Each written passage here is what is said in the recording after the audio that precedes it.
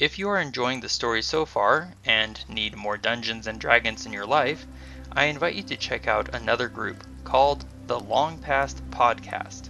They are working their way through heroism and tragedy in the events of the Chragan War. Their name and link are in the description below.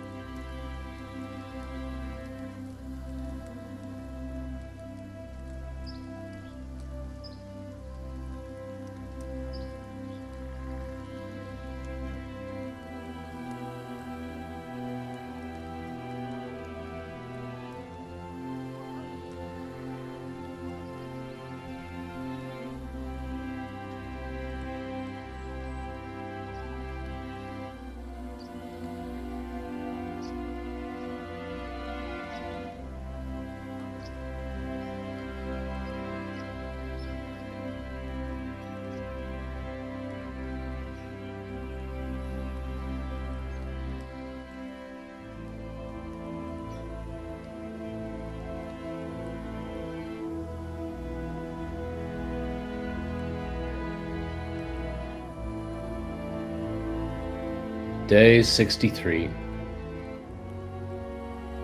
Just thought I'd write a bit while taking a short rest. Well, that was new. Fire-wielding giants with hellhounds, but the gnolls were an added bonus. We've countered them before. In some twisted way, I felt while we were fighting them that it was almost like home. Apart from the falling ash and coming very close to exhaustion, I feel this journey through the desert has pushed us to its limits. No more side quests, just stick to the main course. The sooner we gather the clans, the sooner we can go home. Home. Will we ever see it again? The villagers, my family, Antinoa, Anna? Was the whole fight with her alongside me real? Or was it all just part of the hag's plan? I've got to get back and find that old hag and finish her once and for all. Just another thought. What if she is behind all of this? I will dwell on this theory further. Now let's get into it. Welcome back to the Land of the Hunter. It is 1:30 in the afternoon of the 63rd day since encountering the hobgoblins. The elves have left behind a massive bridge and mysterious new enemies of huge proportions that wielded fire magic. They have only until 4 in the afternoon to travel. The heat of the day is 120 degrees.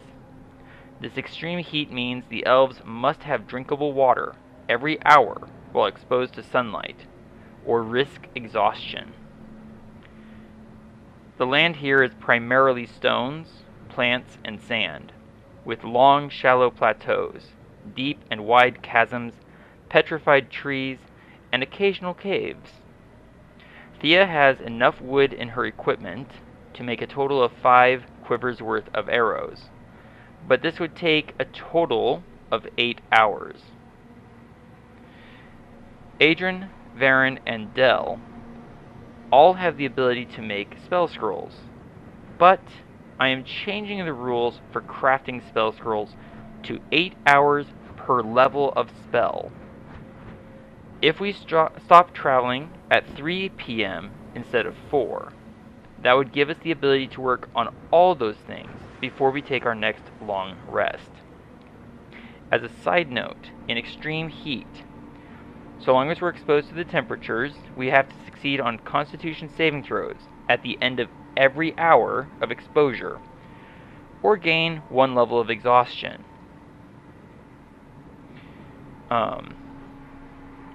If we can find if we drink water during the hour, or if we find a way to take shelter from the heat, then we won't have to make the saving throws.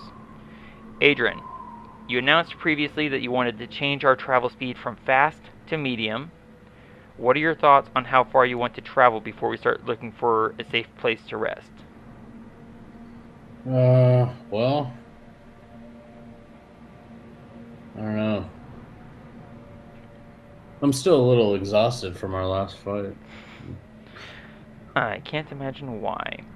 Well, let's see. How far can we actually travel? Until it's about 4 o'clock. If we travel at medium speed, that's 3 miles per hour. Okay. So even if we stop at 3, because remember we spent most of the day traveling at fast speed. If we stop at 3, we'll still have gone about 2 miles further than we normally travel when we travel a whole day at medium speed. Mm-hmm. So I think it's a total of 26 miles. If we stop at 3. If we stop at 4, it'll be at, we'll be at, my brain went away, 29 miles, I think. Also, there's only 11 gallons of water left in the bone cart, as we all had to drink in the 12 o'clock hour, and I took care of that behind the scenes. Okay. And that also includes the mules. They also have to drink water or risk exhaustion. Or death. Well, when you get to level 6 of exhaustion, yeah, you die outright. Yeah. Also, Dell is going to be taken over by Sam, who's also playing Thía. Dell does have the ability, I believe still, to cast Create or Destroy Water. So, we have options if we want to travel until 4, or we could travel till 3 and look for a place to stay. What are your thoughts, sir? Why don't we travel until about 3? Okay. Like you were saying? Alright, so that means I need a calculator for this actually.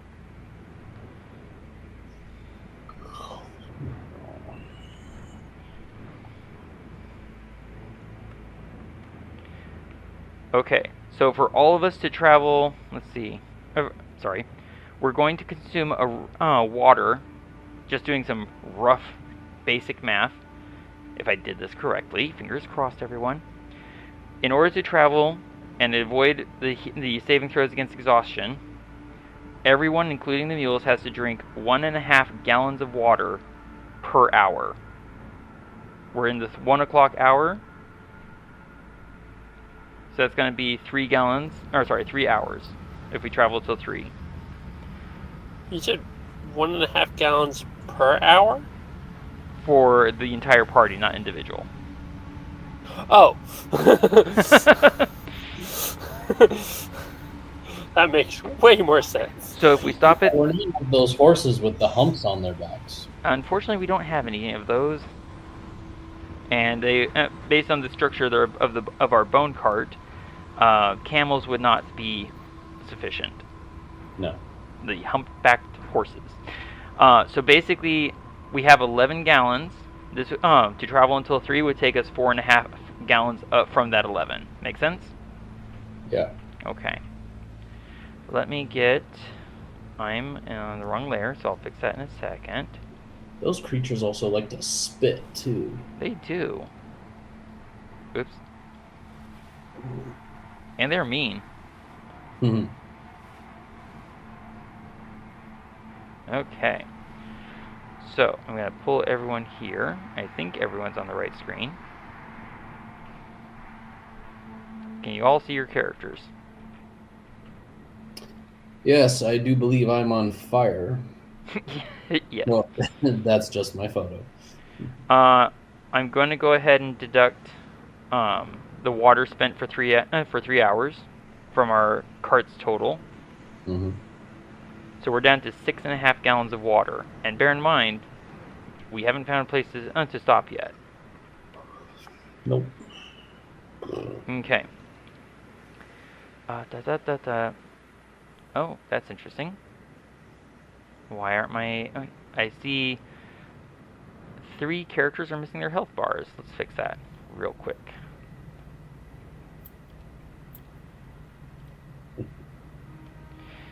You should notice... There we go. Everyone's hit points are back to normal. Aid has ended on us as a party. Longstrider is also no longer affecting Dell, the mules, or Varin. Adran still has his speed of 40. Alright, so we are traveling in the heat of the day. And, okay, good. My screen's reacting to me. Yay! I was worried there for a moment. We come to an area where the stone is rising in not short, but not terribly tall cliffs. I just realized that. There we go. My other screen is not showing it. There we go. So I think you should all be able to see that the north indicator is right down here. Oop. Over here, there's a spur of stone jutting out into the sand. It's 30 feet tall. These walls over here are 60 foot tall, to some plateau that we cannot see over. There's a 30-foot long slope that leads up right over here. And it looks like another 60-foot tall plateau of stone over to our north. From where we are currently, we can see that the slope leads to what might be a sheltered, call it a stone cove, I guess, without the water. If Adran doesn't want to stop Varin, Varin's just going to head on up there and see if everything looks cozy enough. Yeah, you What do can you go mean? check it out. Sorry, hold on. Thía, what was your question? What do you mean a stone cove? I don't know what that is. Like a bay where it kind of like the land circles around some water and creates a sheltered spot from the ocean. Okay. So it's like a But natural... No water? Yeah, no water because we're in the desert. Okay. Adran, what was it you were saying when Thía was asking that question? I was just saying, yeah, sure, we could stop there for a moment or two. All right, Varin's going to go ahead and head on up. We are still in sand, so difficult terrain applies.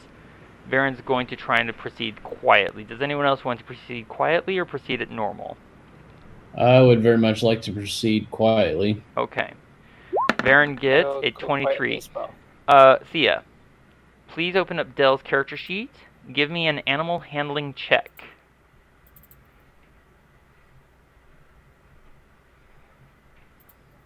As Dell. Is this as Dell's role? Yes. Thank you. Okay, that is enough. The mules will be able to proceed quietly. Adran, that's a beautiful stealth check. And one more for Thía, please. Stealth check for Thía? Yes, please. Oh, nice. 28. Yeah, we are proceeding quietly. And we are coming up on the 3 o'clock hour. Varin reaches the top of the slope and does a quick look around. As a side note, the ash has stopped falling. We're no longer in ash fall zone, if that makes sense. I see petrified trees, piles of rocks, some grass, and I think there's a hill over to the west. The arrangement of these stone plateaus is actually arranged around a very tall... It's too short to be a mountain, it's too tall to be a hill, but it looks like a stone peak to our current position. It is northeast. Let me get my... Here it is. And I just realized that part of the reason we can't see very far is because I left it on the wrong light setting. My bad. Let me quickly adjust that. Because 3 should be a little bit brighter than this. Sorry? I actually asked something. I'm not sure what you've changed with the settings, but I obviously see there's a ring of light squares around my character, and then kind of faded squares beyond that. What does the faded mean? I have it set to night vision. Let me go. Oh, okay. So basically, I with imagine it's not meant to be that way. Okay, so remember you have dark vision, yes? Yeah. Okay. Yeah. Within 60 feet of you, you treat my brain went away. Darkness as though it's dim light, and dim light as though it's bright light. Yes. So everything, everything you can see past the where your vision gets obscured, that's because of the light settings. Right. Make sense? Because it's not Kind of. we're not in full deep darkness like we would be if it were nighttime or if it were underground. I thought it was the 1 o'clock hour, so it's basically midday. Well, we've been traveling, so I said it's 3. We're right around the 3 o'clock hour right now. Yeah, I heard that. 3 p.m.? Yes, 3 p.m. It's just I had the light setting on the wrong grade of light and darkness. Okay. So I've fixed that. So you should be able to see further than you were a moment ago. Oh, okay. Then Also, I'm having a computer issue because it still seems the white and gray to me. Interesting. Well, the gray, you should be able to see further into the gray than you were a moment ago.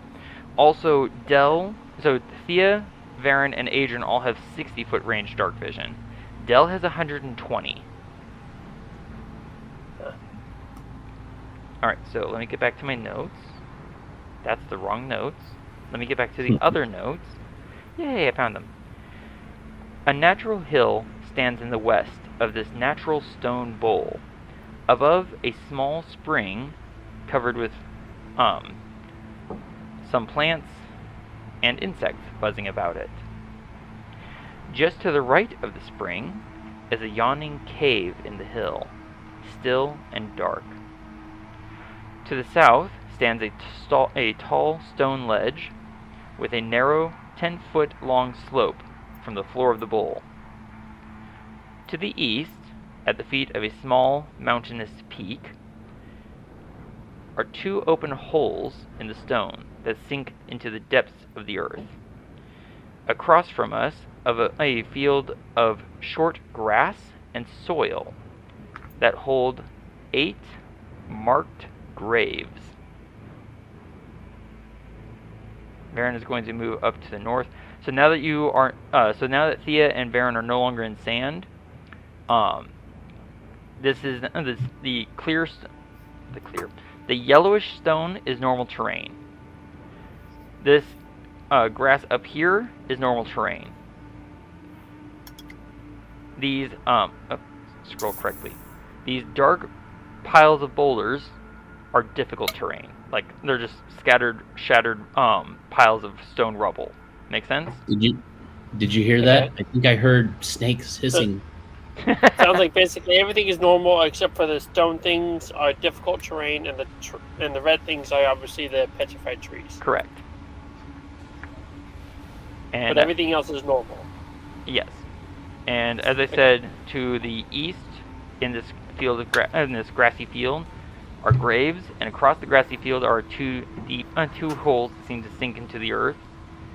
And to the west is a cave with a small spring of water and what looks to be a cave. Adran, how do you want us to investigate? Go ahead, Thía. To clarify real quick, are these the 2 holes then? Oops, I'm not looking where you're pinging, I think. Hang on. Go ahead. Are these the 2 holes? Yes. Oh, okay. And these graves then, they seem to be kind of like mounded up. Someone was buried there recently type graves? Well, we don't know about recently or not, but it does look like someone piled up dirt and stone in 8 cairns and left headstones planted in the earth. And to clarify, they are not overgrown with grass on the graves? No. Okay, cool. Thank you. Well, it sounds like something for me to go and investigate. And did you want to send anyone to check the cave? Let's see. Who has the better night vision? Is it Thía or you, Varin? Either of us. Del can see further. I can see quite far in the dark, but I do not want to go alone.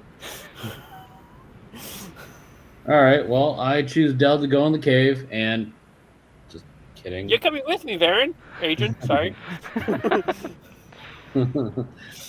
Wow, Varen Great, does the Adran. same You're thing coming you with me, right? do. I'll tell you what I see.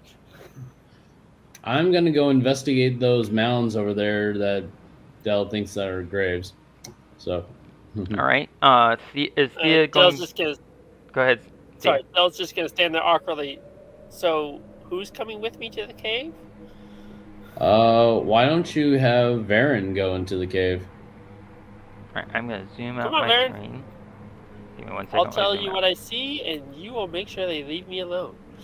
All right. So Varen's gonna move ahead to the mouth of the cave. Actually, no. I'm gonna leave the mules over here first to let them just go ahead and start drinking. Okay. And where do you want Thea to go, or is Thea happy where she is? Oh, hold on, just a second. Yep. Dell's gonna come over here to look at this cave with you. Okay. And Thea is actually gonna climb up on top of the tallest cliff she can find, which I believe is basically gonna be right here. that's the nearest cliff. That's 20 feet to climb. Which you can do. What's the tallest point after we've gone up this 30-foot slope? That's pretty much me. So Adran is at the foot of a 60-foot tall peak. Then she will go and climb up that. All right.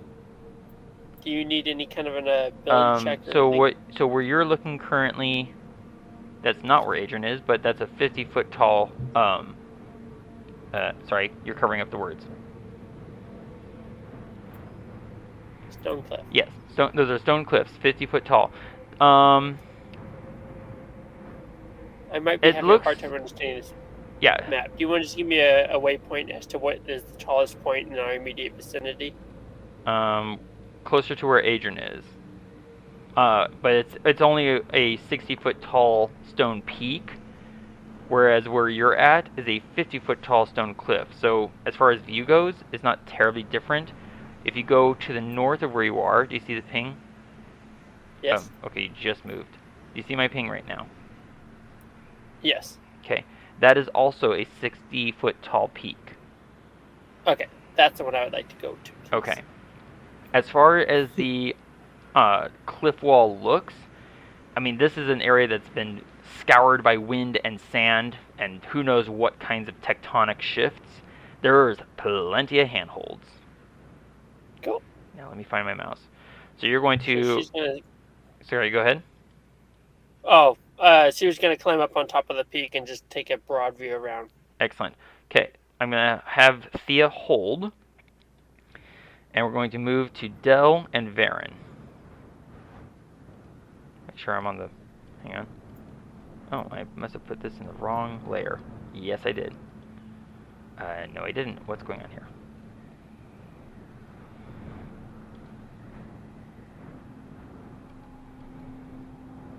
Okay, where is it? Sorry, give me 1 second.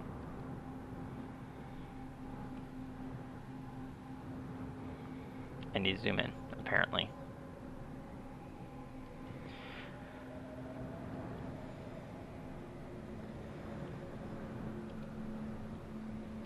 Okay, yes, I can select him.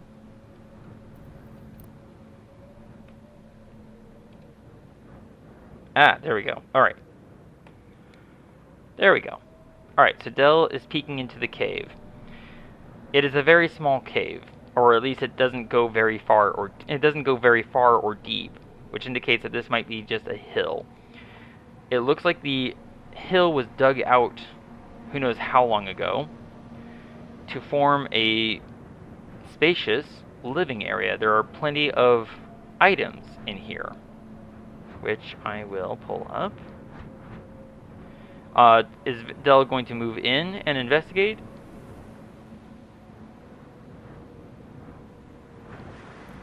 Only far enough to see. Okay. And Varin will accompany him. There are some old ratty bundles of clothes, mats of what look like piles of grass to form beds. There's about 8 beds here, roughly. Okay, hold on a second there. How big are the piles of grass? Because Dell's immediately looking at those like beds. 4 of them are very large. 4 of them are about our size. And it's old grass. Slightly rotten. And Okay. very dried out. Do you want to search the remnants of the items, or shall I move to Adran? Well, I'm going to convey all that to Varin first, and yeah, curiosity got the better of the cat on this one because I'm going to search the beds. Okay. There are several items you find. Would you like to know? Yeah. One of the beds you find amidst the piles of refuse and scattered belongings an ornately carved ring made of iron. It is heavy and large, but small enough that it can be worn. Amongst some scattered bones, you find a perfect cube of silver, half an inch in all dimensions. You pull up the matting of the grass and find a tattered corn-husk children's doll staring up at you with one blue bead for an eye. It's creepy. As you start to let the grass matting fall back down, there's a puff of vegetable matter as a desiccated bouquet of dead and rotten flowers falls out to join the doll. You also find an utterly black rod. Just eyeballing it, it's about half the length of Adran's forearm, as thick around as a thumb. There's no sign of tool work on it, and it's cool to the touch. Okay, again creepy. Varin, Dell, go ahead. I'm not exactly sure what his knowledge would kind of guide him towards, but I'm thinking with the ring, the black rod, and there was another particularly interesting item in there. I can't quite remember what it was. Well, I haven't finished telling you everything that's there. Oh, my bad. No worries. At the foot of one of the piles of grass, you find a pair of old, torn, and rotten socks. In size, they match. In color and material, they don't. Further around, around the corner of on the floor of the cave, you find a brass orb that fits in the palm of your hand. It's covered with strange, distinctive runes, but Varin does not recognize the runes for any kind of language. Finally, you find a glass vial filled with very large toenail clippings.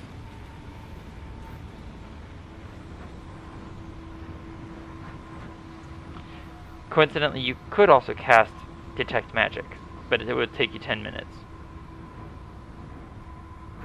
Or you could just, use a spell slot. Hold on, there's a doll, socks, brass orb, black rod, a stone ring. I feel like there's one more item that I can't quite remember what it was.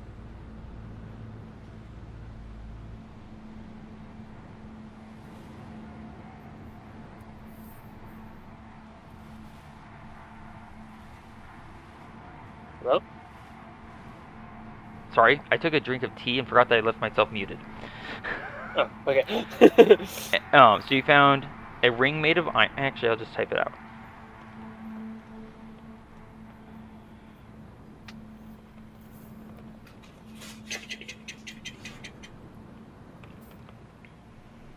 That was weird. What was? Oh, I just got some random sounds from Adran, I think. I'm not sure. That was Adran. He's making fun of me typing.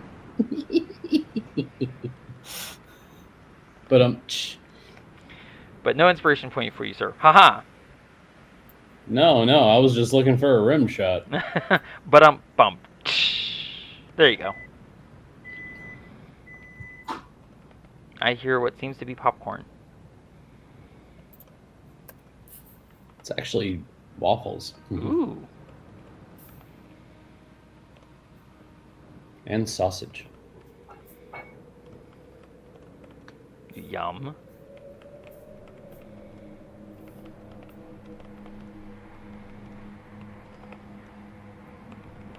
My wife is getting the rest of dinner. Aw. That is what you find. Cubic silver, that's what it was. Now, you don't know of whether any of them are magical. Right. So, instinctually, I'm not sure if this is quite appropriate, but I just kind of want to wrap them in cloth and stow them to be investigated later. The intent being to try and mitigate any type of magical effect they might have until I have a chance to investigate them. Varin's going to watch and point out, won't touching them possibly set off a magical effect? Too late. And with that in mind, we'll switch over to Adran. Adran, you are investigating these graves. Mm-hmm. Yeah, I have no idea what Thía actually picked up over there, but I was just thinking about it. If there's 8 random items in there and these guys were pirates, they could be a form of pieces of 8. But anyway, that's just a side thought. Very interesting side thought. I almost said side plot. And take yourself an inspiration point. Oh, thank you. All right. So where you are currently, Adran, you can see... I'm sorry? Sorry, not relevant. Go ahead.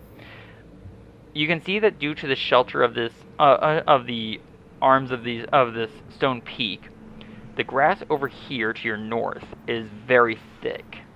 It looks to be difficult terrain in addition to the piles of rubble that have fallen from the stone cliff. At your feet, there are 8 graves. As you have noticed, there's a size discrepancy. Yeah, I can only assume that they're either children or smaller figures, or But then again, I have no idea who they actually are because I haven't investigated that section yet. Fair enough. The headstones, are marked in Goblin. Oh, it's a good thing I can read Goblin. Indeed. Which headstone did you want to read?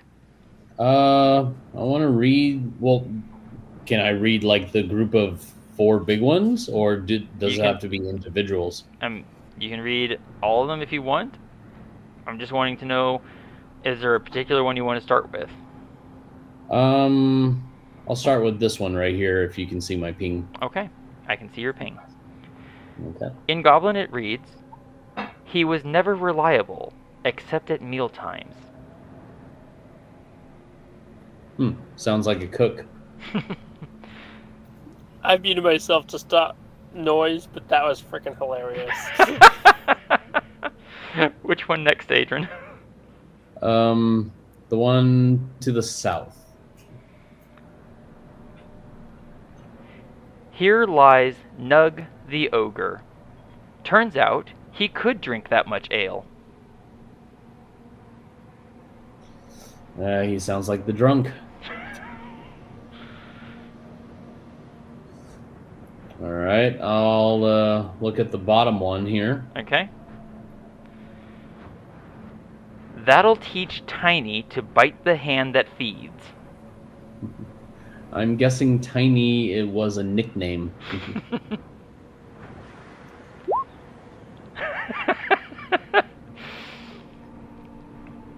And then this one up here. She did not see that one coming. Oh gosh. Oh man, no! No! No! No! No! Oh, too bad. I already have an inspiration point. Because my Please comment say it to that anyways. one was okay. My comment to that one was she came in like a wrecking ball. Okay, enough of that one. Well, now I know that there were at least 3 male and 1 female. I'm now going to move on over to the smaller ones. All right. And let's start with this one on the north side. He didn't survive his hand being bit. Oh, that one's related to the other one over here. Okay. Let's go with the bottom one. Never try to outdrink an ogre. Oh no, it was a challenge? Oh, challenge failed. All right, let's go with the top one up here. All right, give me 1 second. I've got a small glitch. Give me 1 sec. No. Yes, thank you. Good. All right, so top right. Is that the one you're looking at? Okay. Can you hear me? I forgot that I was on mute. Oh gosh, thank goodness. This one reads, "Here I lay to rest, last of them all."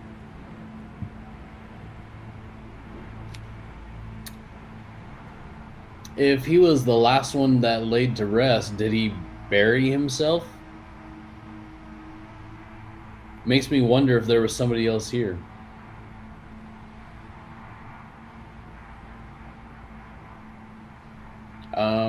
Okay, now for the last one. Bottom right. The original inscription is too weather-worn to make out, but a crude tool was used to etch out something new on the headstone. Then who dug my grave?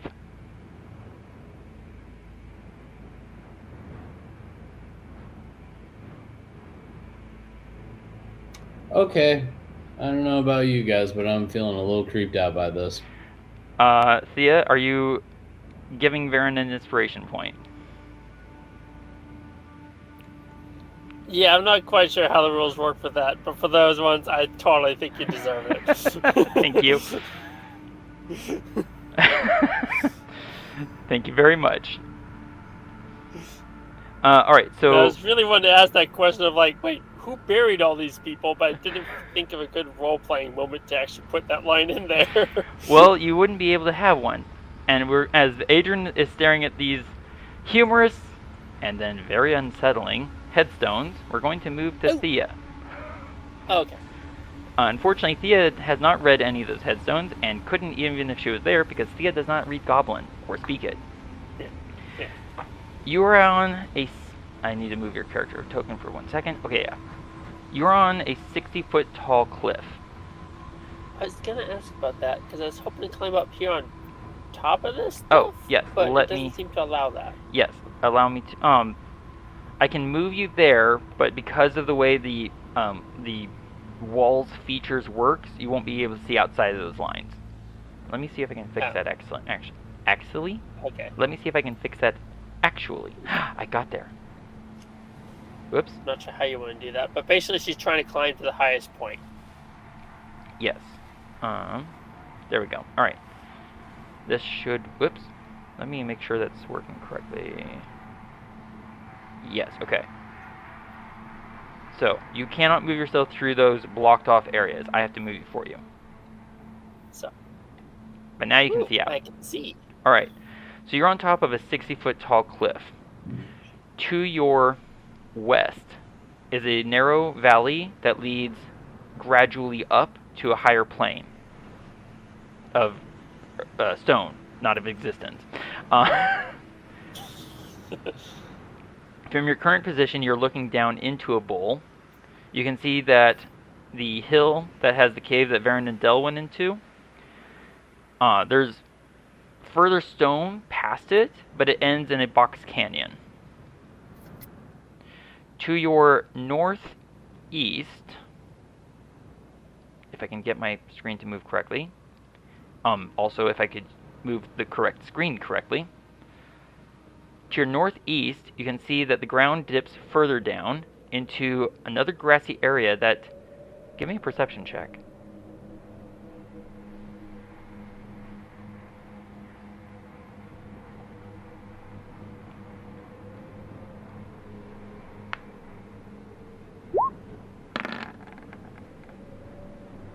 Okay. Yes, you recognize some of the signs. Someone once, apparently a very long time ago, was using this grassy area as a gardening area, possibly to grow vegetables.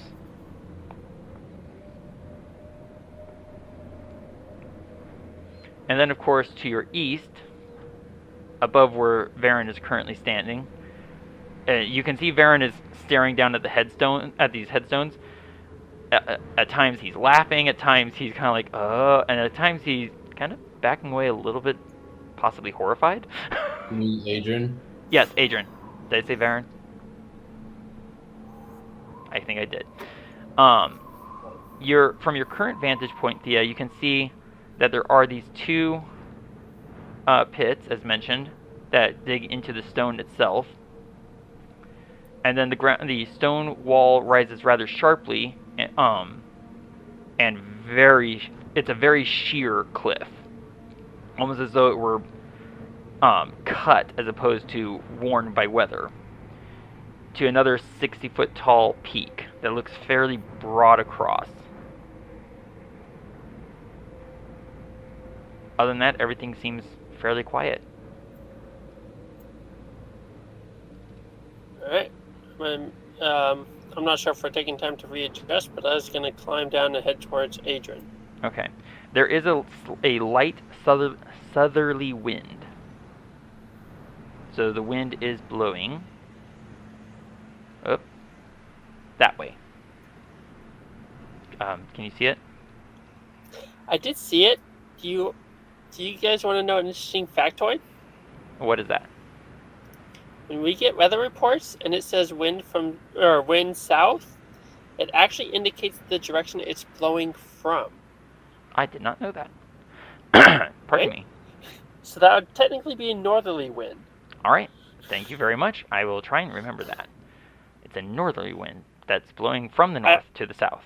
Yeah. That's I will say it doesn't really make sense, but I had to look it up and figure out that's the way it actually works. It indicates the compass direction is given indicates the direction it's coming from. Fair enough. Adran, you were saying something. What were you saying, sir? That still comes out to be very confusing, but... Yeah. So you have a 35-foot movement speed, so it would only take you, 2 movements, basically. It would take you 12 seconds to climb that, according to D&D climb rules, and your nifty second-hand story work. Second story work? Whichever. Moving back, so Thea is going to start climbing down. Del has gathered all the items into a bundle, covered it with cloth, or gathered it in a cloth-wrapped bundle. Del, are you intending to leave the items in the cave? No, he's intending to bring them with him, but basically, and I'm not sure what would work best for this, but he's intending to try and subdue any magical effects they might have until he has a chance to investigate them. Understood. So what Del can do is either ritual cast detect magic and see if there's any magic, or Del can use an action and cast detect magic using a spell slot.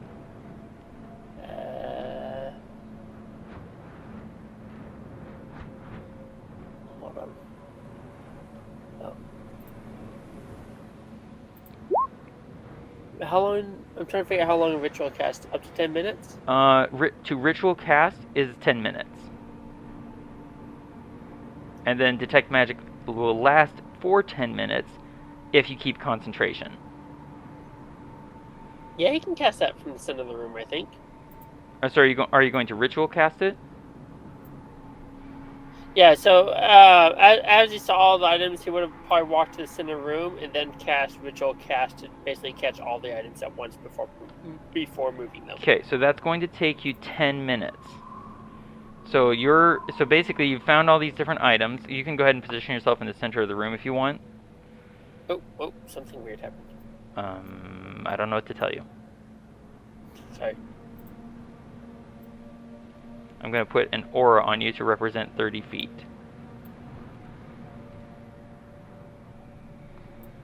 So there you go. Everything within that green field. You see that? Yeah, basically. That is within 30 feet of you. So you're going to take the time to cast ritually cast it. That's 10 minutes. So Thía has climbed up, looked in all directions, and climbed back down, and it hasn't even been a minute yet. So she's going to head back towards Adran. Okay. Then, if I may, because she wants to let him know of the farming implements, and says she's very concerned that something has killed peaceful residents of this area.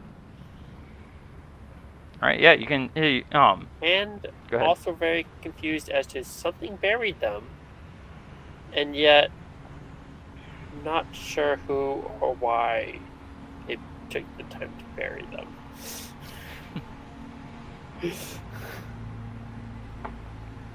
So Adran, you get that report and those comments? Yeah, I got that report, but I'd very much like to investigate further to find out which one did the bearing. Which one of what? Not thinking the hole could have buried them. Well, I mean, there had to have been one other person here to bury the last and final resident. Let's hope they're long gone. Although I doubt our luck's gonna run that way. She says as she kind of like tests the fitting of her arrow to her bow. I will. Unless they have some type of magic spell that does like a self-bearing thing. I will point out no one has looked into those tunnels into the earth. What, the 2 tunnels? Over here? Yeah. These. No one's looked in them yet.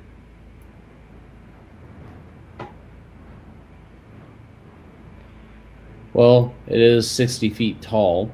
No, this is so basically where you two are standing, you've gone up from the grassy area onto a stone ledge.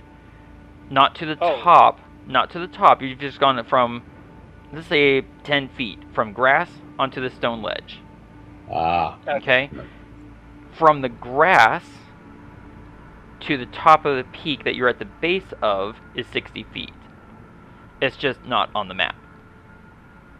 Gotcha. And these shafts kind of go more horizontal, or do they actually go down into the earth? They go down. Adran, the one you're looking... How steep, roughly? Just well, walkable slope, or like straight down well shaft? It is vertical. Okay. Adran, the shaft that you're looking down goes straight down as far as you can see. I mean, you can see down 60 feet, but before you get to 60 feet, it looks like stone has been piled up in this shaft, blocking it entirely. There are broken fragments along the edge of the shaft that indicates something might have been constructed here on its side to provide handholds and footholds for climbing up and down. And as you you can give me an investigation check, please. All right. Does it appear as if someone like pulled rocks off the side to try and like cave it in and block it? Is that what you're saying? You're not sure because you're not looking down there. Oh. I thought you were talking about both. Nope, I specifically said this one that Adran is at. My bad. It's a little. It almost escapes your notice, but it looks like there might have once been some form of a structure erected over this shaft. What it could have been for, what size, what purpose, unclear. That's unfortunate. Thía, the shaft that you're at descends into darkness. You can see down 60 feet, but you don't see the bottom. The cool breeze is kind of wafting up from below. It smells of stale earth and stone. Here and there you can see what looks to be handholds and footholds carved into the stone sides of the shaft to provide effectively a ladder. This is one of those moments where even as you do it, you know you probably shouldn't have. But she just wants to grab a rock and just drop it down the shaft to see what comes, what's heard or not. I have the sudden urge to say, fool of a took. Yes, very much so. Thea, Thea, you can also give me an investigation check. Working on it, just a second. Sure thing. There it is. Next time, throw yourself in there and rid us of your stupidity. Such a great line. I know, right? To either side of this shaft, here and here, you can spot what looks to have been metal plates that were driven into the stone with heavy bolts, crudely formed and basically hammer struck in, but they're thick enough that they would have provided very good support to possibly a structure. As you think about it, the only thing that could have made sense is something to raise or lower something up and down this shaft. Do I see any debris scattered around the shaft as if something would have been broken in the immediate vicinity? No. And what did I hear when I dropped the rock? Quiet for a long, long time, and then give me a perception check.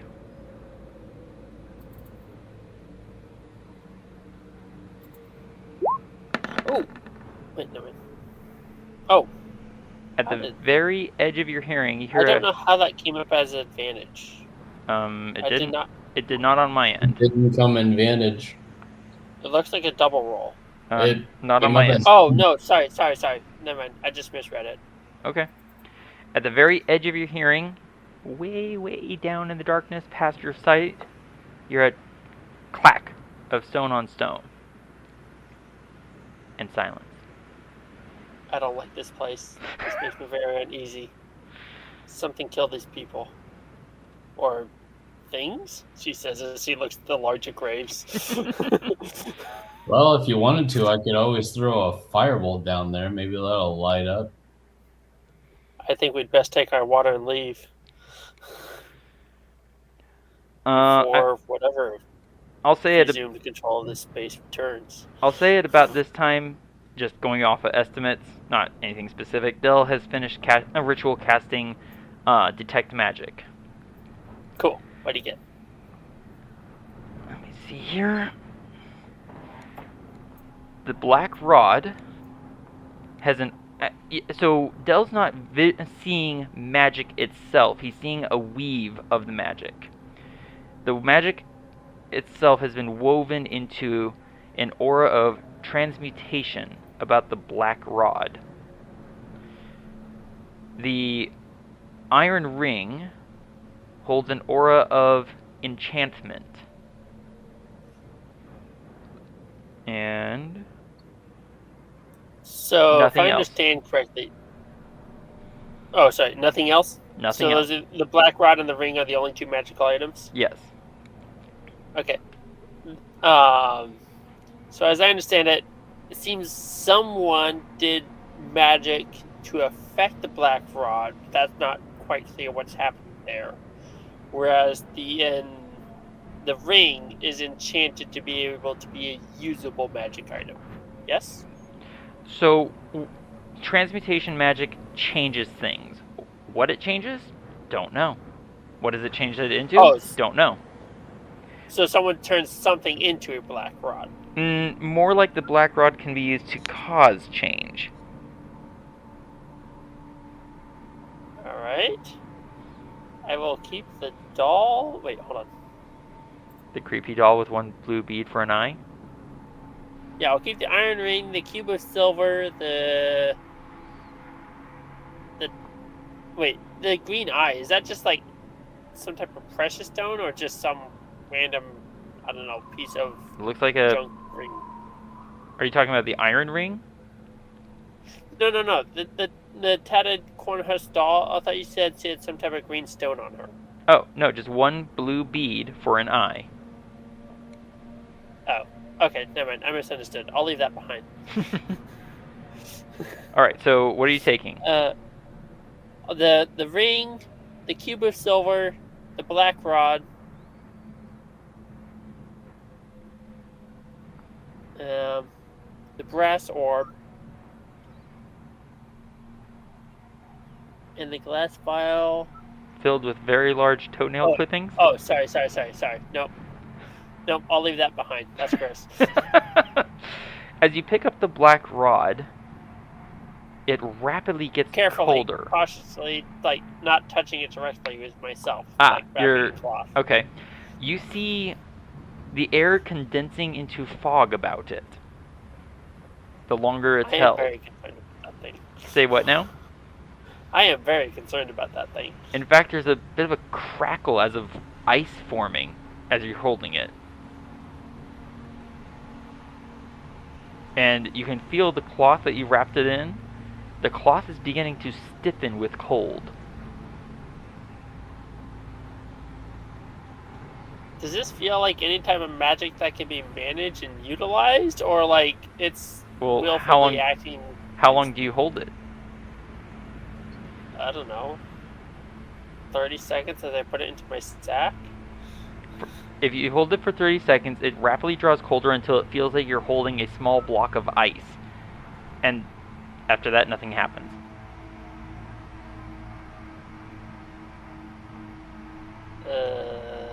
Okay, that's just gonna have to wait until we take time to stop and deal with stuff. Are you done? Yeah. Thía and... Yes. Yeah, I heard you. Thía and Adran, what are you two doing? I'm contemplating going down the very, very long shaft. The one that's plugged, or the one that Thía was looking at? The one that Thía is looking at that may have more than just a long tunnel that goes straight down. I will point out, so this is now roughly about 3:10 in the afternoon. You're going to have to make a choice. Are we staying here, or are we moving on? Or we're going to lose the chance to travel? Let's move on. Are you sure? No, I really want to go and check. Let's just... Thea's just gonna look at him and say, let's just fill our water flasks? Bags? We have barrels in the cart. Yeah. There we go. Thank you. Yeah, did you Let's want... just fill our water containers and Okay, leave. I will point out, we can only travel for 1 more hour. If we keep traveling, then it's going to, if we keep traveling past the 4 o'clock hour, we're going to start having to make Constitution saving throws against levels of exhaustion. Can we regroup over here in the middle?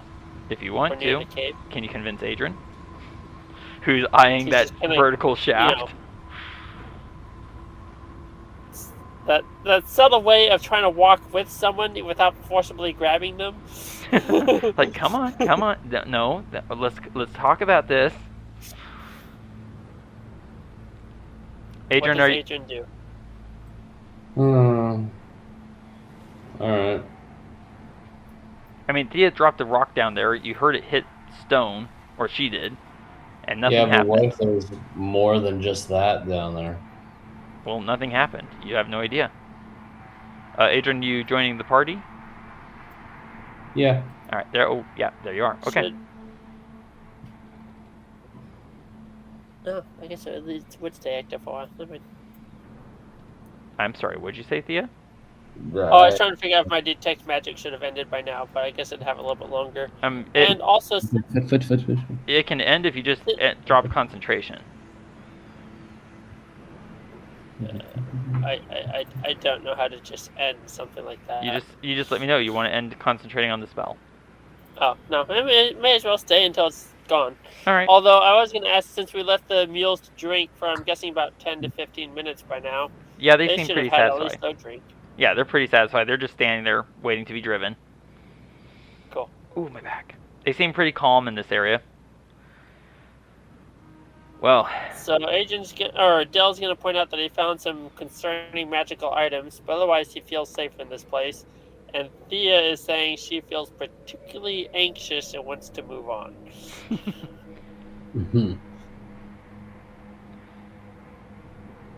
We can do a scan of the area, but it will take some time. I've already climbed to the highest peak, and I do not see anything approaching us, but I am worried as to what killed these residents and took the time to bury them. I haven't smelled or seen or heard anything around us except the wind that's blowing from the north. True, but then this place... Oh. Go ahead, Adran. That is true. I mean, I have sensed that as well. But I also noticed, too, it's a place out of the heat. And plus, we don't want to deal with any level of exhaustion or anything like that. I'd say we just waited out here until it's safe to travel at cooler temperatures. Thía, what were you going to say? Oh, she's basically just trying to ask Adran what his decision is. Might we at least throw some rocks down that shaft and try to block it off? We could just send Dell to look down it. And if he falls down, then we'll find out if there's anything living down there aside from him.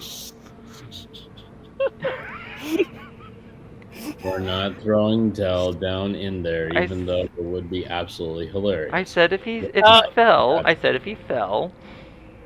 More just looking around, like, is there anything that we could use to just kind of block off the top of the shaft? I'm not quite sure.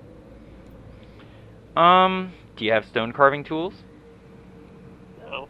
Do you have an ability to lift exceptionally large and heavy boulders? I'm just gonna look at Varin and Adran. Physically.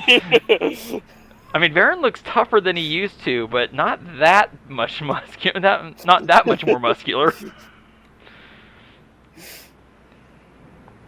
All right, so if I understand correctly, Adran, you're deciding to stay here. Yes. Take shelter in the cave? Yes. All right. Thía, did you want to scout around a bit, and did you want Varin to join you? Well, we may as well let one try to rest where we can. Let's see here. I'll look at Varin and suggest that I scout around for a little bit while he takes watch. Fair enough. It's only an hour. Mm-hmm. All right, so let's go ahead and put the mules and the bone cart into the cave. Because... Actually, as a quick side note. Yes. Dell wanted to take a closer look at the water to see if he sees anything concerning for it health-wise or not. After he's had the mules drink? Assuming he doesn't... What? After he's already had the mules drink? Yeah. That's fair. That's one thing he can use to check and see the results. He can give me a medicine check. Probably should have checked that first, but as it is, we'll just look at the mules and see how they're feeling. Right? Because we've drunk from water before and unfortunately found out it affected our sight badly. Yeah. Whoa! Nat 20! The water, despite the bugs, despite the bugs that are flying above it, happy for the water source, and except for a slightly earthy, stony taste, the water tastes pretty clear and clean. And as he leans down to examine it and taste it, the black rod slips, touches the water, and the water becomes very cold. But not ice. Okay. So Thea's going to take her a drink of water and then head out to scout around. Alright. In a quarter mile, do you think she could kind of make a or in an hour, do you think she could kind of make a circumference around the camp of a quarter mile or so? In an hour, you have a travel distance of 3 miles.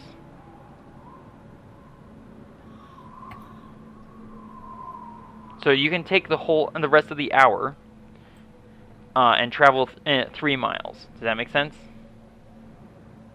Second.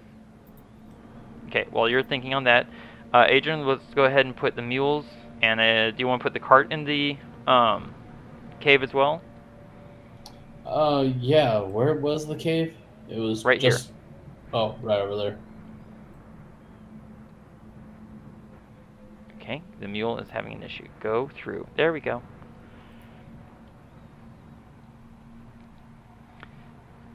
They head straight towards the grass-formed mattresses and basically start eating the old dry grass.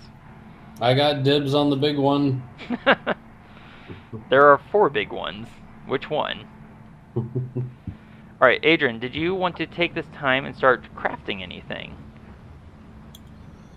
Oh, man. I have no idea what materials I have, but I would very much like to craft a scroll for growth.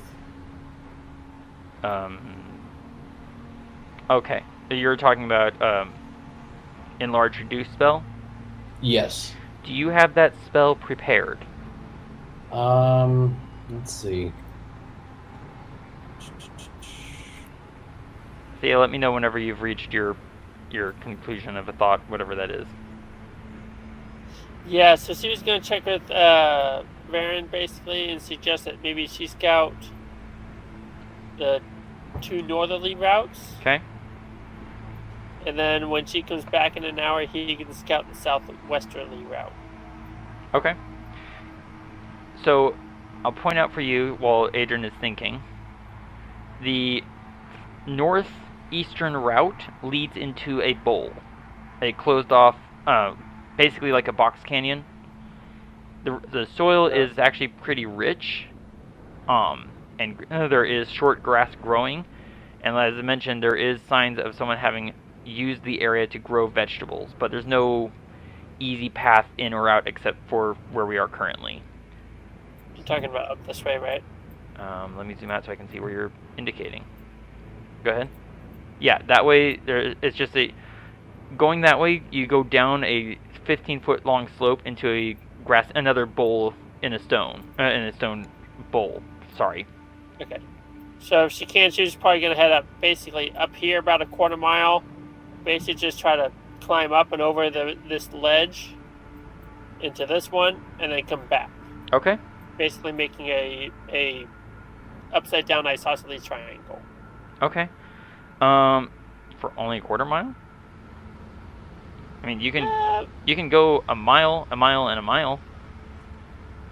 That's 3 miles in an hour. Okay. All right. My math was off, but sure. All right, and you're going to you already took your water. All right, so you start traveling. What speed are you traveling at? Medium or slow? Because that's something I should have mentioned. 3 miles an hour at medium speed.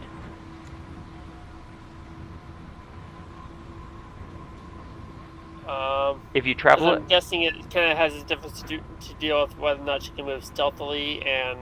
Yes, if you travel at medium speed, you cannot hide, but you do not suffer any penalty to your passive perception. You also don't gain a bonus to it. If you travel at slow speed, it's 2 miles per hour, but you can hide, and you get a +5 bonus to your passive perception. So I'll go at slow. Okay. And basically go a half mile up to the northwest. Okay. Climb up and over the ridge. Take a little extra time to kind of look around, but be very careful not to silhouette herself on the ridge. Okay. And then down to the northeast one and come back. So she's only going to go up and back about a half mile each direction. But she's going to use that time to kind of go slowly and make sure she's not being seen. Okay. All right, and you're going to... All right, so give me a perception check. Or sorry, not a perception check. I beg your pardon. Give me a stealth check. Sorry.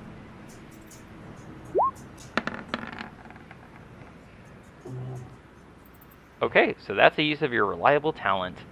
And instead of getting a 3 on the result, you get a result of 10 for a 25 total. Alright, so Thea, will come back to you. So you're traveling for an hour. Varin is going to take the first minute of his watch to gather up some handy-dandy foliage, some mud, and arrange for himself some camouflage. And then he's going to hide right near the entrance of the cave. I get a 29 stealth check. Now, per the rules for hide in plain sight, it ends if I move. Where is it? Here it is. It ends if I move,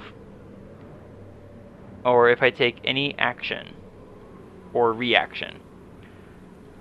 I move from the spot where I hid. If I understand this correctly, and if I'm wrong, well, I'll find out later. Varin's going to, while camouflage, start working on his own spell scroll. Adran, have you had enough time to think through what you were thinking through? Did you check to see if you have enlarge reduce? I do not. Okay. In order to craft a spell scroll, it has to be a spell that you are currently capable of casting. Ah. And that means it has, for you and I both, and for Del, it has to be a prepared, a spell that we have currently prepared. Ah, okay. Understandable. If you start crafting and you spend a total of 8 hours, so basically until midnight, crafting, you'll have one spell scroll. You will also have to expend a spell slot. If you're feeling particularly... Thea, I can barely hear you. Oh, I was just saying, if you feel like you're just kind of at a loss for what to do, you may recall that Thea was rather enamored at your haste spell.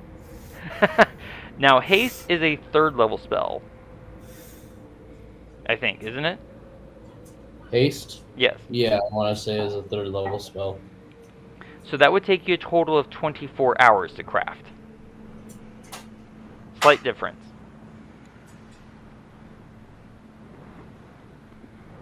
So if you take 8 hours from 3, that'll take you until midnight.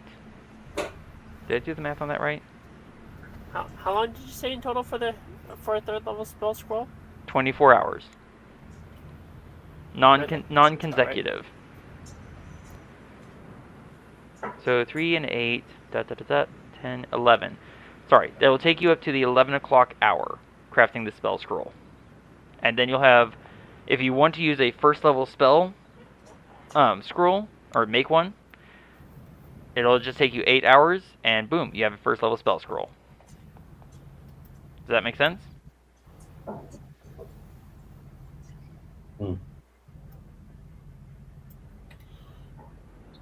Were you talking to me, or were you talking to Thea? Okay. Adran, what spell scroll do you want to craft? Oh, gosh, I don't know. I'm just looking at all my other spell scrolls, and... well, I don't know.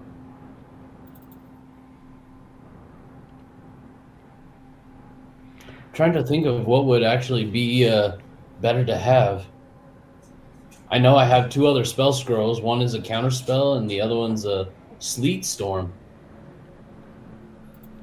Fine Other choices. than that, don't really have much. It's up to you. Anything, I would love to have another lightning bolt just in case if I run out of spell slots. It's going to take you some time to build that and to make that one, though. Yeah. And you or another caster will have to cast a spell slot per day of crafting. Yeah. Of the appropriate level. Lightning bolt is 3rd? Lightning bolt is, 3rd level. Okay, so that would take 3 castings of 3rd level spell slots each 8-hour period. Or, sorry, once per 8-hour period. Sorry, once 3rd level spell slot per 8-hour period. There we go. I think as of right now, I'd just rather rest, so then that way I get all my spell slots back. Okay, so you're just going to sit down. You won't be able to begin your long rest until midnight. Do I have to take 10 minutes to take off my armor? If you want to sleep, but you won't be able to sleep or trance, but you won't be able to trance until midnight. Okay. So if you want to take your armor off, you can. It's just you won't be able to trance until midnight. So while you're thinking about that, Thía, does Del want to craft a first level spell scroll? Just a second. Okay. Lots of thinking going on. That's okay. I had not considered that. Sorry, I had not prepared for that at all. No worries. I'm gonna look at. Oh wow! Wait, that doesn't seem right. Just a second. All right.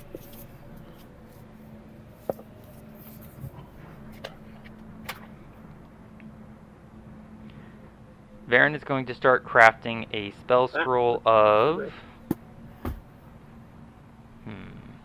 Hunter's Mark.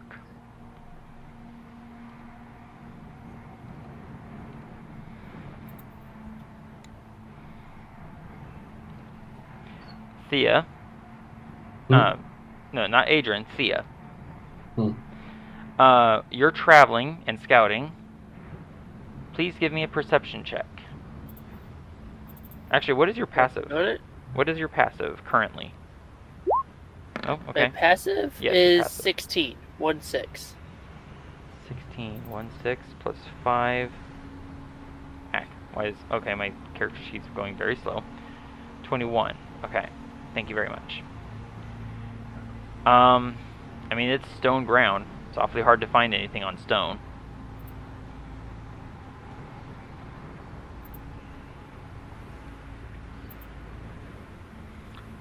And you make your way, after a period of 1 hour, back into this stone bowl. By the way, can everyone hear me? Yes. Okay. You make your way back, without incident, into the stone bowl.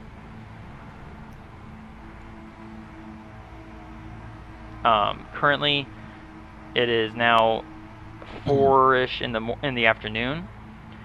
You can see the light of a fire from inside the cave. You don't see Varin anywhere. Sorry for that noise there. You're fine. I'll edit it out later. So, Adran, you're just going to take your armor off and prepare for rest. Oh, you're muted. Yes. Okay. Yes, I will. Okay.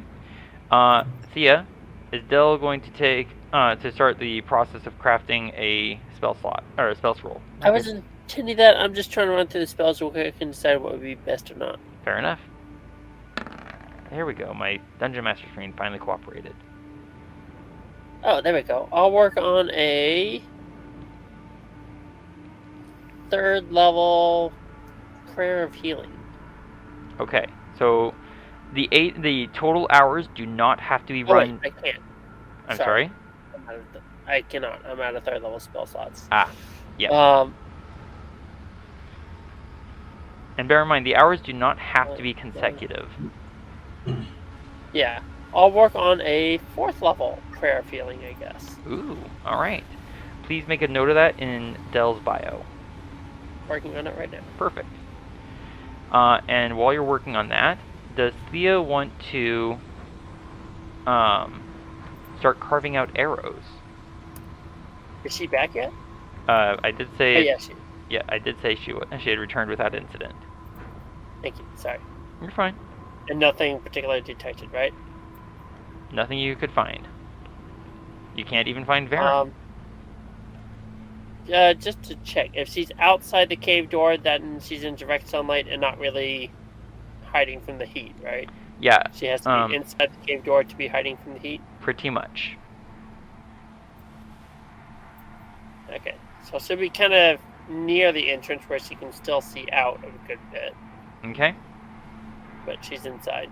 As we're coming up to the 4 o'clock hour, part of the ground near to the north of the cave mouth suddenly seems to rise up and move, and Varin steps over to the water, takes a drink, and goes back to where he was sitting. Was he gonna stop and think for a second, and then just be like, "Nope, not gonna react. Don't get it." And then he's gonna before he goes back to writing out the spell scroll, he'll take another minute, and arrange his camouflage. Hmm. And I believe you mentioned there's about 2 hours for 25 arrows before. Ooh, wow, that's a total of 35 for a stealth check. Let me do the math on this again. So you can make, in 8 hours, you can make 100 arrows.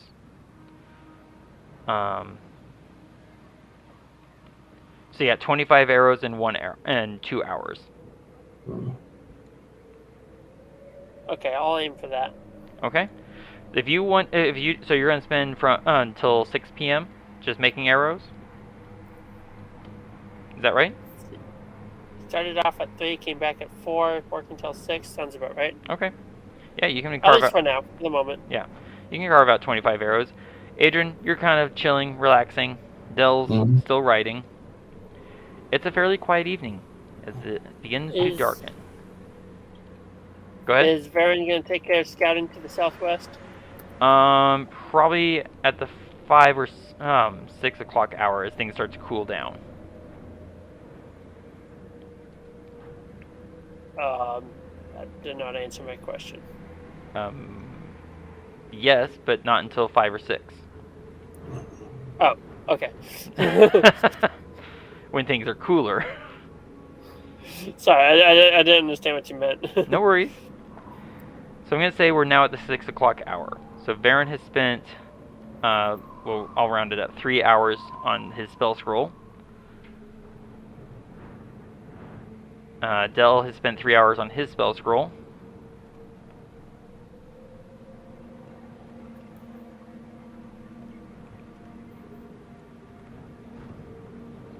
Okay. So Varin is now going to stand up and use his final hour of travel time left to scout. And because, let's see, I'm moving so I don't get hide in plain sight. But I'm going to move at normal speed, 3 miles per hour, and because of my natural explorer, since I'm traveling alone, I can still proceed at medium speed with stealth. Just, without hide in plain sight. Alright, so I move with a 23 stealth check as I head down to the south and start a circuit back around. I am treating the air environment as dim light, so I do have disadvantage on sight-related perception checks. So I'm going to move Varin away. So from 6 to 7, what are you three doing? Adran, 6 to 7, what are you doing? It has begun finally to cool down. Adran? I hear background noise for Adran.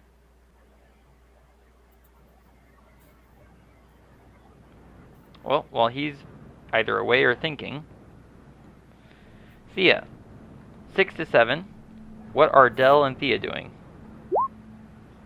I believe Dell is still working on that spell scroll because it takes an 8-hour period. Thía will take a moment to kind of climb up on top of the rocks, take another look around from a high point before coming back down to prepare food. If you're going to take a look around, it's going to be with disadvantage because of the darkness.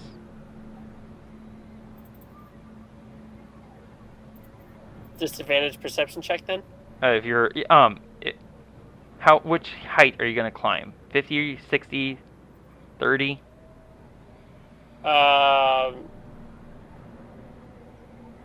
Let's see here. Hold on just a second. Okay. Back outside the game where I can see what's what. You think about it.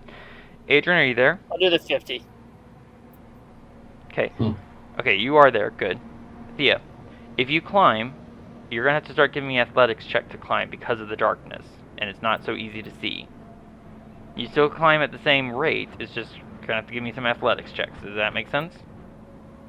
Wait, sorry. Was that supposed to be at advantage, disadvantage, normal? I would say at normal. So we'll Okay, go with so that that's first the result, 21. 21. My bad. No worries. So you're climbing the 50. Adran, are you there? Yep. Alright, 6 to 7 is cooling down. What do you want to do?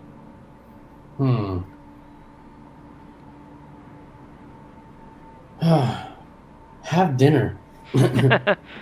So Dell's still scribbling away on a bat hide leather spell scroll. Thía has stepped out to go take one last look around, and you're preparing dinner. And I assume you're setting up some of the bear tents. Yes. All right, Thía, that is a successful climb. You are 50 feet up. If you're going to take a look around, please give me a perception check at disadvantage. And to clarify with Del, oh, sorry, I don't know why I clicked that twice. Okay, we'll go with the 16. Ironically, it came out 16 either way. Yeah, it did. Go figure. It was meant to be. I did want to clarify for Del, does he need to be working on that spell scroll for an entire 8 hours? Or would he also have... A total of 8 hours. Okay. Non-consecutive.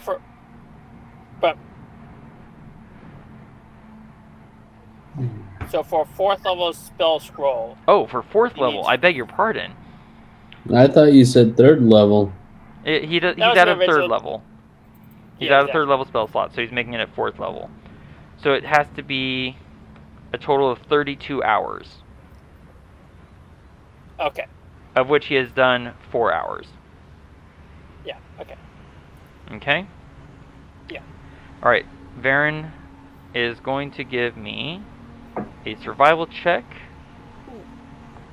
but he gets advantage because a favored enemy, which with the darkness cancels out to normal.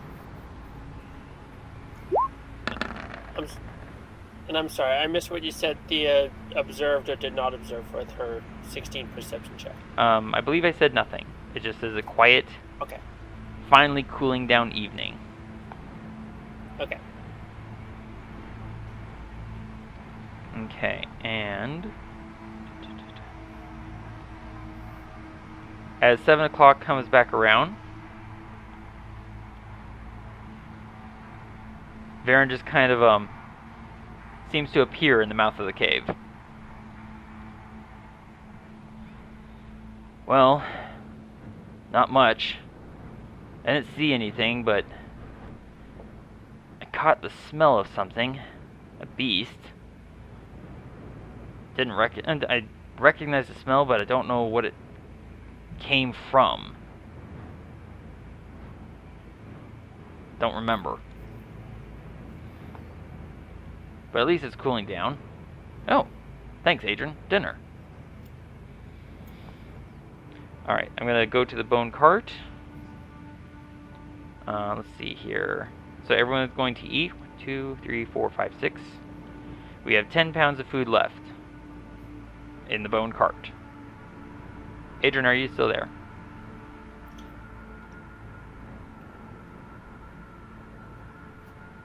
Again, real quick, if it's not...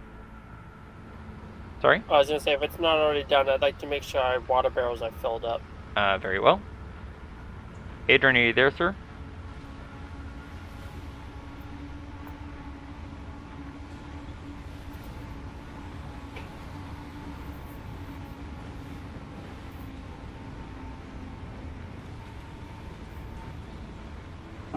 Oh, I hear him. Adran, can you hear us? Yeah. Okay. Just you seem to occasionally something disappear, and all I can hear is background noise.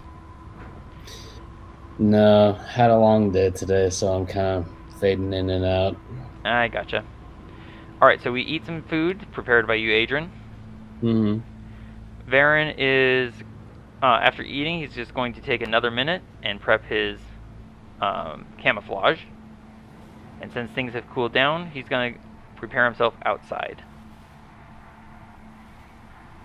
And continue working on his spell scroll. So let's do this. There we go. So that's a 30. Varin is very quiet out there. Alright, how do you want to arrange yourselves? Because it's getting on to 10 p.m. Mm-hmm. So Varin will finish working on his spell scroll come midnight. Adran, anything for you? He's gonna. Oh, go ahead, Thea. What? Oh, Thea's gonna position herself up kind of high in the rocks a little bit, maybe 30, 40 feet up, kind of nestled in the rocks in front of the cave. Give me an athletics check with disadvantage. There's plenty of handholds for climbing. It's gonna be more difficult to find something to settle your body on. Does that make sense without slipping off?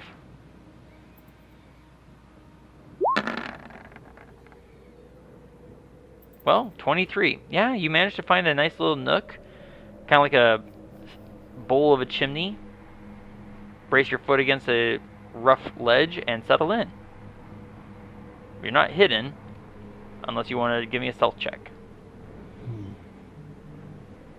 At normal.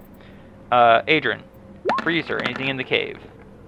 Well, I plan on putting my armor back on just in case, and decide to go take a little perimeter check. Okay. Let me do some math in my head. That's supposed to be a 25 for Thea's stealth check. I just. Okay, I heard thank you for letting me disadvantage know. A little late. Thank you for letting me know. So, Adran, you take 10 minutes. So 10-10, you've strapped on your armor. Dell's still scribbling away. He has less than an hour to go, and he doesn't want to stop. I'm gonna, Thea, go ahead and take away Dell's 4th level spell slot for the completing of the spell I scroll. did earlier. Oh, you did earlier. My bad. Okay. So let's see, 7 hours minus 1, 6 hours. So yeah, I'll also expend Varin's 1st level spell slot. And give me a second.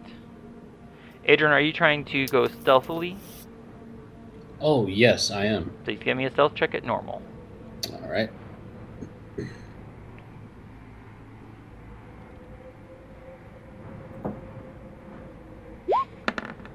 Hilariously, you walked right past Varin and you have no idea where he is.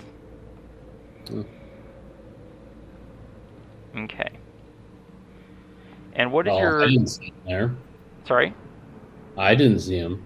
No, you didn't. What is your passive perception, sir? 15. Okay, thank you.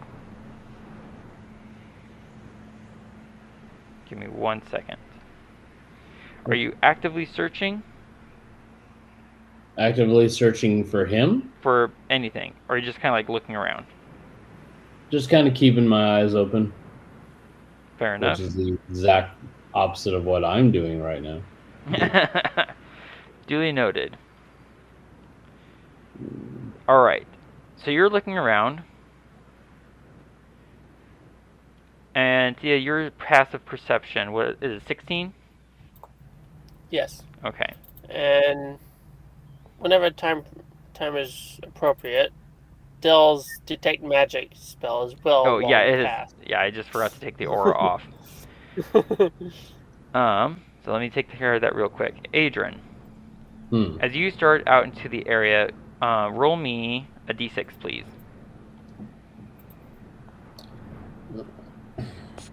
D6. Rolling. Okay, thank you.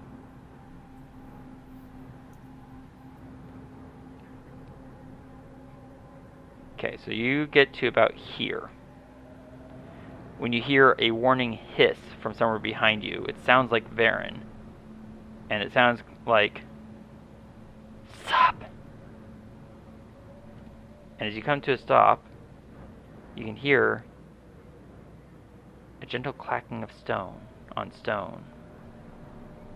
Something's moving out there in the dark.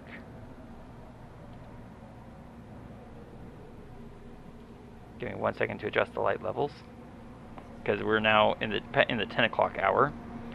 So daylight is all gone. So this is now full night, full dark. I would say that given the amount of time, you would definitely have had time to take a short rest, Adran. So you can roll some hit dice if you want, real quick, before we continue, to see how many hit points you recover.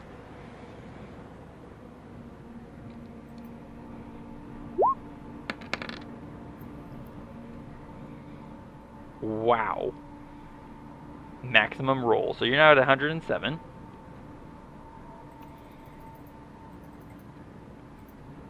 Nope. That was a 1 hit dice. Nice roll.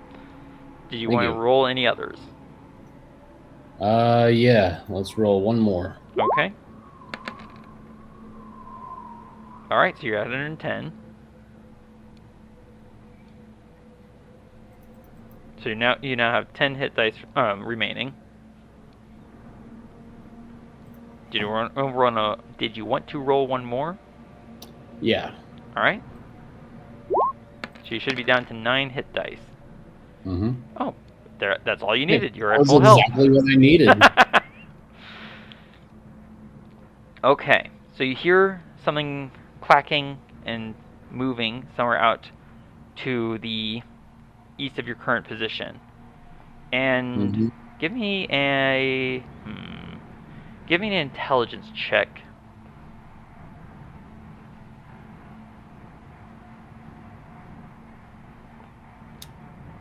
Oh, where is it? Right here.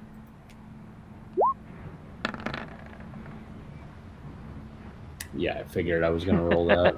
I mean, you do have an inspiration point. You could roll with advantage. Yeah. It's up to you. Oh,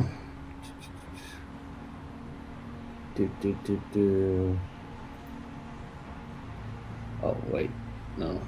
It's right there. Blah, blah, blah. No.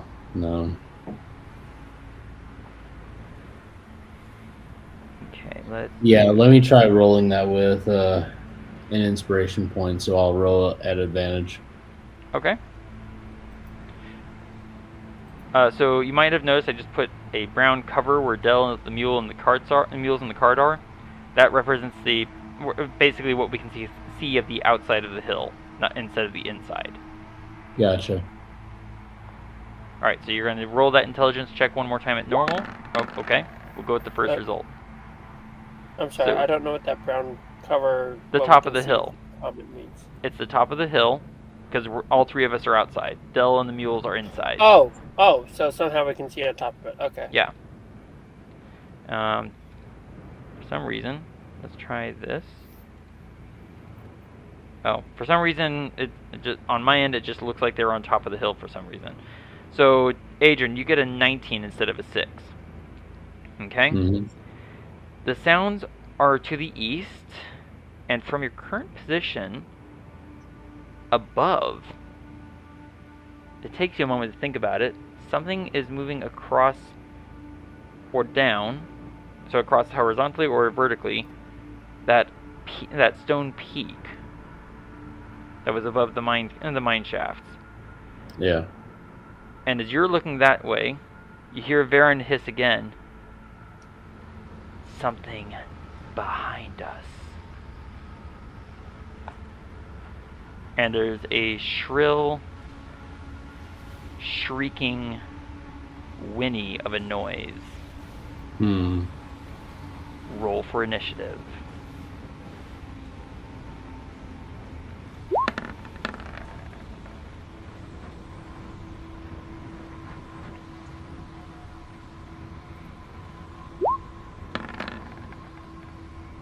Nice roll, Thía.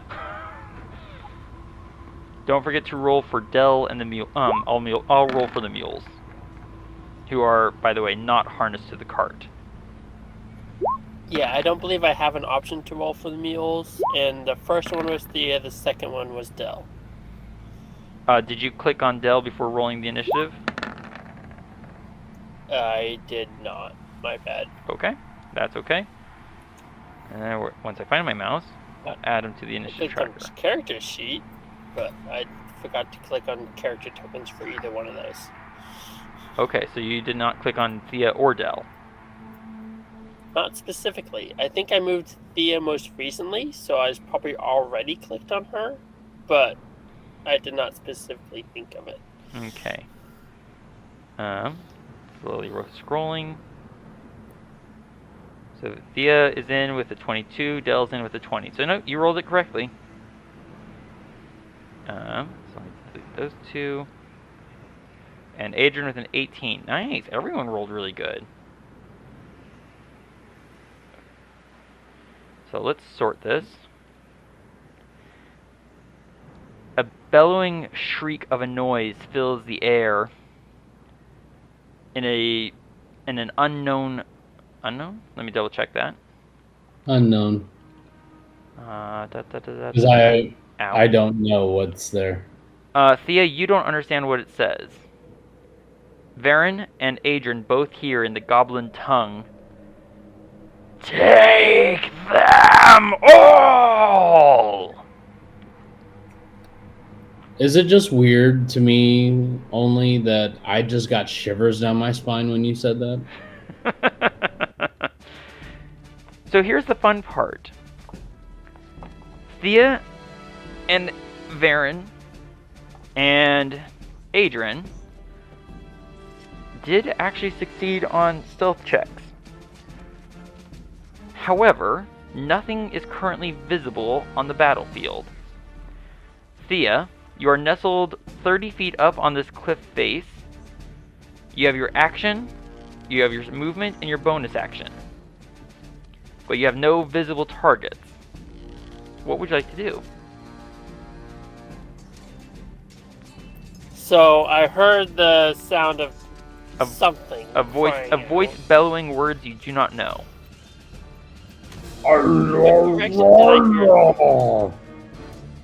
Basically is what you heard. Precisely. What was that, Thía? What direction did I hear that from? North, south, east, west? Above. You would no. Thía would have heard it from west.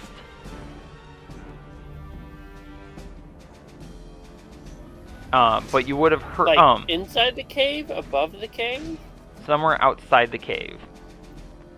From where you are positioned currently. Let's take a look. I'm previewing as you.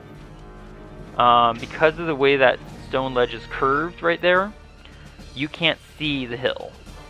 Or at least, you can see like maybe like this corner over here. Make sense? So if I'm understanding the geography of this, it sounds like it came from above me, basically. No. It sounds like it came from that-ish direction. See that arrow? Okay. So the voice came from that direction. However, there's scrabbling noises in that direction, possibly on the peak that rises up to 60 feet. So, like I said, you don't see any immediate adversaries. Basically, she's going to knock an acid arrow and just ready in action to shoot the first troublesome thing she sees. Fair enough. You're readied in action to shoot someone. And you are hidden, so that's going to go real well for them. Alright, Del is inside the cave. Definitely heard that roar. I don't know if Del actually speaks Goblin. Let me check. When I can finish scrolling. Does Del speak Goblin?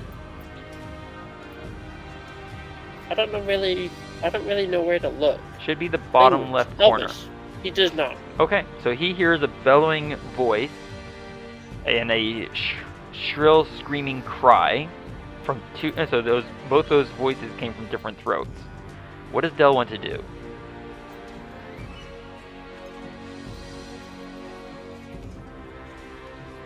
I hadn't thought of that. Can he quiet the mules and try to do something to hide all three of them? I mean, he can move the mules deeper, like into this area of the cave.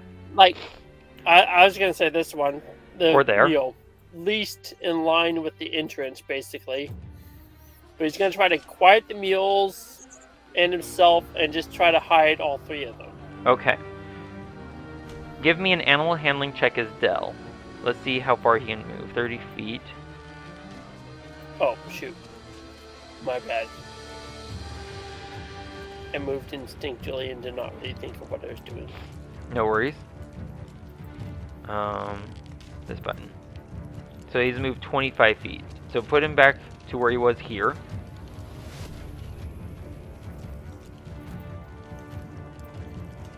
Okay. So the cart is not connected to the mules currently. Okay? Okay.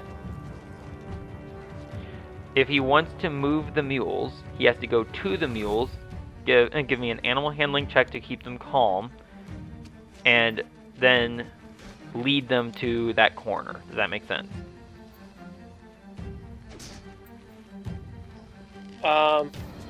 It's 30 feet just to get... Except that uses up his 30-foot movement just to get to the mules. Yes. So he's gonna... So he can use his action to give me an animal handling check to quiet them and keep them calm.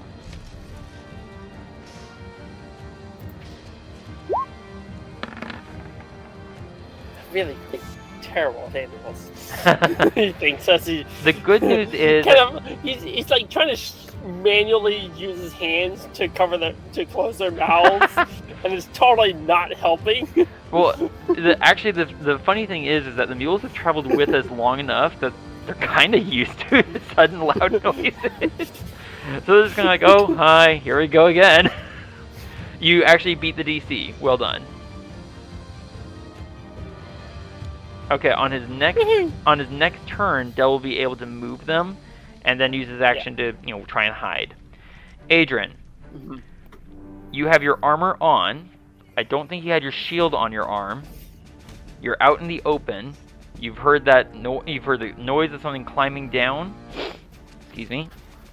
And you've heard those two voices off to the west. So noises to the east. No, noises. I didn't have. Go ahead. No, I didn't have my shield equipped, but I was thinking since I was going on a perimeter check, I was going to have my bow and arrow out anyway. Fair enough. So, did you want to take a shot at something with your bow and arrow out? Well, not necessarily. I don't want to waste any of my arrows. Alright, well... I actually want to be ready, ready in action. Okay. With a lightning arrow. To shoot the first hostile you see? Yeah. Okay. So... Do you stop and stand in the middle of the entryway, or do you move anywhere? Well, since I heard them coming from behind me, all I'm doing is just turning around and ready an arrow and my bow and just sitting there waiting to see something. Fair enough. Varin is going to...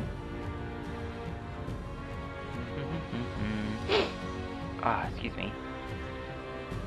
Blast, I'm completely out of my low-level spell slots. Alright, so Varin's going to go ahead and move, shedding his disguise.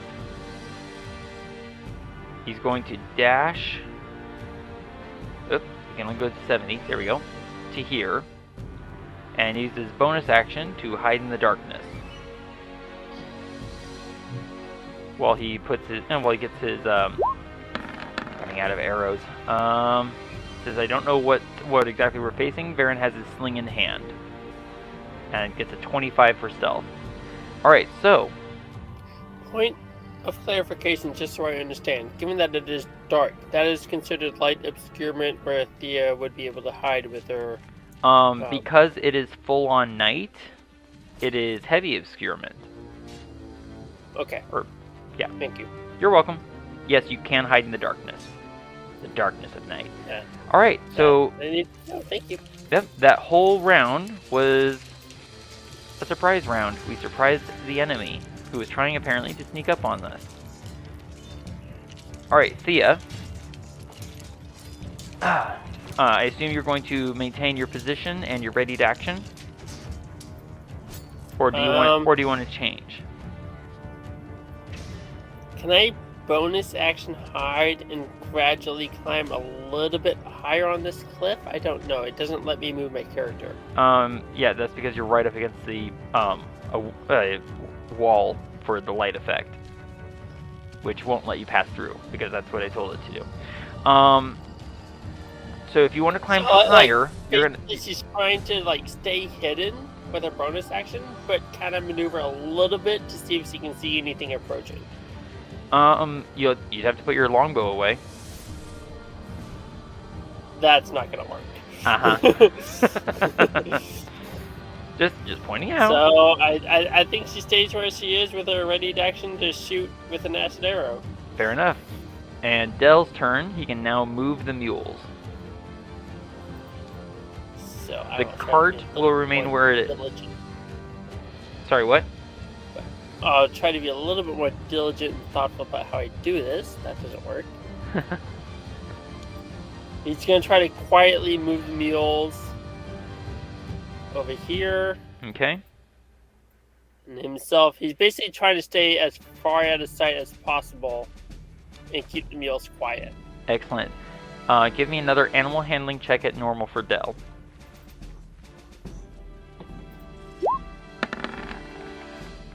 Oh. Oh and dear. he accidentally kicks the mule in the shin. And the mule bellows. Ah! So Dell's not very well hidden. Alright, Adran. It is your turn, sir. Varin just rushed past you into the darkness of the night and seemed to vanish. And you have still not seen...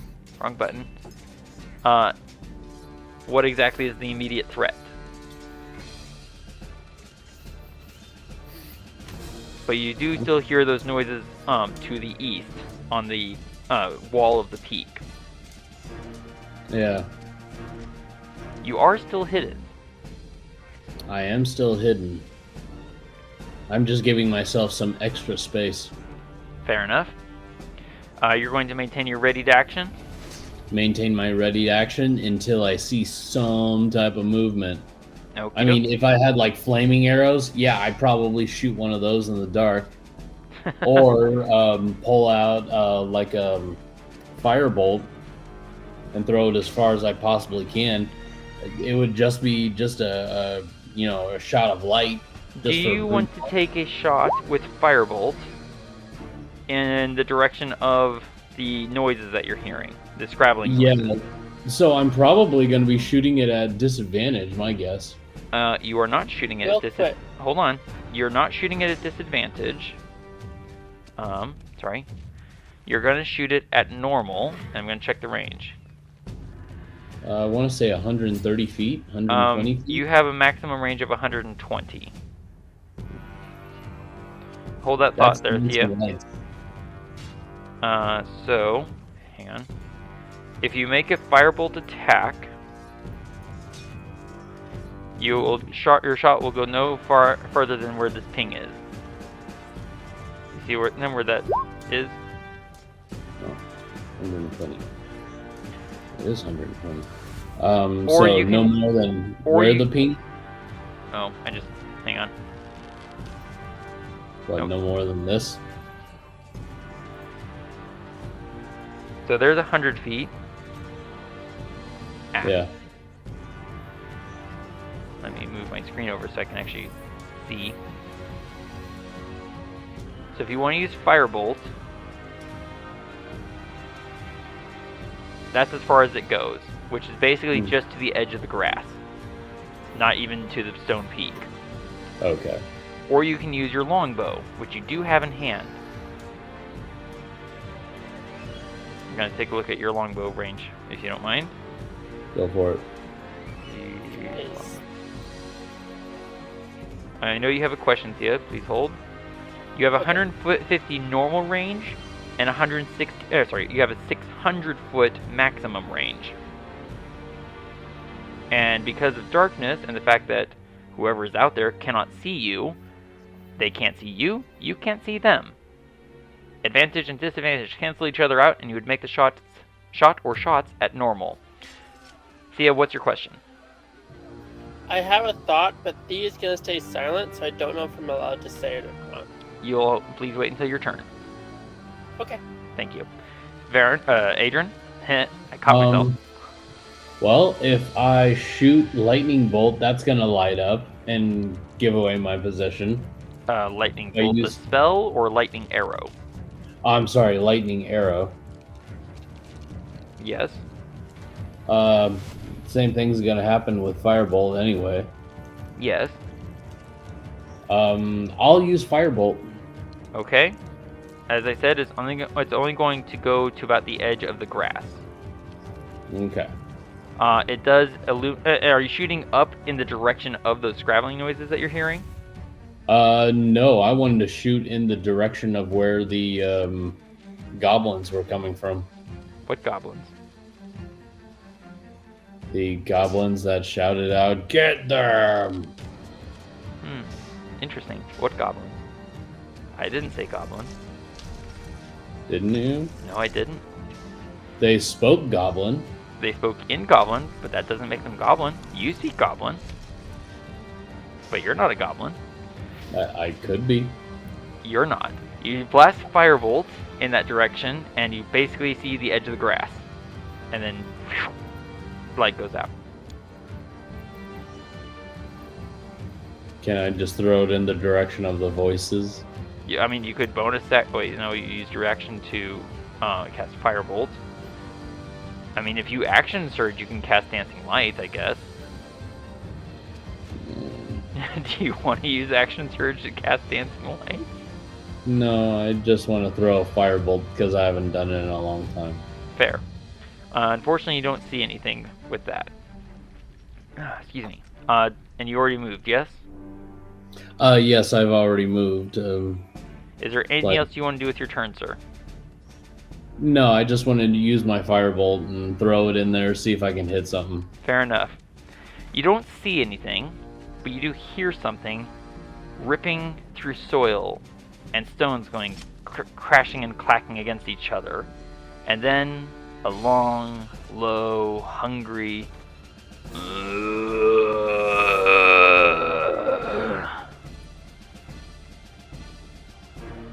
So can I throw a Firebolt? You already used Firebolt. It's not your turn anymore. No, I didn't.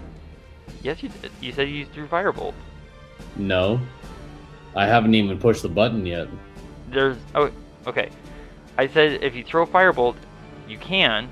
There's nothing to shoot it at that you can see. It goes only 120 feet out, illuminates the grass, and goes out. Oh, well. So do you want to use Firebolt? Or would you rather use... Ow. Your longbow? Or would you rather use Dancing Light? Oh, I'll use my bow. Alright. Since that sound of something ripping up through soil did not happen before your turn, if you want, you can target the scrabbling noises that you heard. Sure. Alright, take the shot. At normal. At normal. And I apologize if I did not make that clear to you before. Apology accepted. Thank you. So the shining arrow of lightning goes streaking off into the darkness, and for a brief instant, on the side of the mountain, you see a pair of giant spiders crawling along the mountainside, sitting on the... and they're in line with each other, one in front, one behind. You see a thick cord of silk from the spider in the rear to the spider in the front. It's being held in the hand of one of those humanoid insects. It's riding the forward giant spider. As your arrow streaks towards the lead spider, which is the one that you found by sound, just as it gets within 10 feet of the spider, the arrow disappears as though it never existed. Oh no, a magic barrier. And then, of course, we hear... did you want to do anything else with your two other attacks, sir? Yeah, I'll pull out 2 more arrows. 2 more regular arrows. And shoot in that same direction. Okay. Are you targeting the forward giant spider, the rear giant spider, or the insectoid riding the giant spider? Let's go with the front forward spider. Okay. Your arrow goes streaking towards it. Actually, give me the attack roll. Sorry. That's going to be another hit, and as it comes within 10 feet of that forward spider, it winks out, as though it never existed. Oh, man.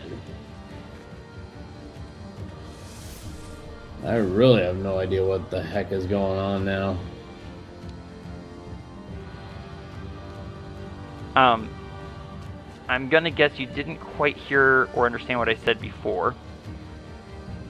Your shot went towards the forward spider. The first shot did. It winked out within 10 feet. Yeah, so I thought maybe I should use a non-magical weapon. Oh, I'm sorry. I didn't realize you were using a non-magical arrow. I apologize. That's my bad. Oh. Sorry about that. No, that actually does hit. It strikes into the flesh of the lead giant spider for 11 damage.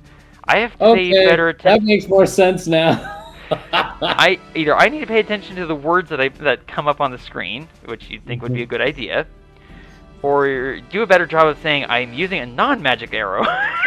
Sorry. Thank you. All right, you have one final attack, sir. I'm using one more non-magical arrow.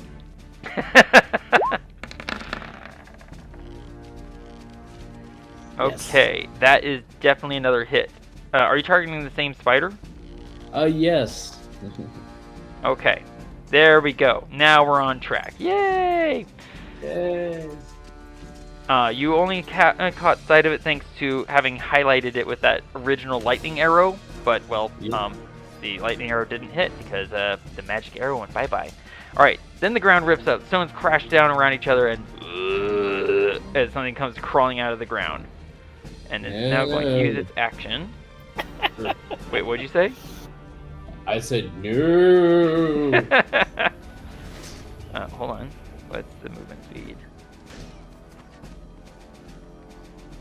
Oh. Oops. Okay, you are supposed to go here. There we go. Now it's going to use its action to dash. Okay. And then, okay, move the screen. There we go. Good Dungeon Master screen. All right. Then there's it's a similar sounding noise of soil being torn and rocks crashing, but bigger. Oh, right. I gotta go here. Now select it. There we go. Much bigger, and the is coming from something that's a throat that is rotten and huge. And it goes to here, yeah, and then dash to there. All right, Varin's up. Varin is hidden in the darkness. He's going to proceed forward with his sling in hand because he can't see anything. Whoop, that's too far.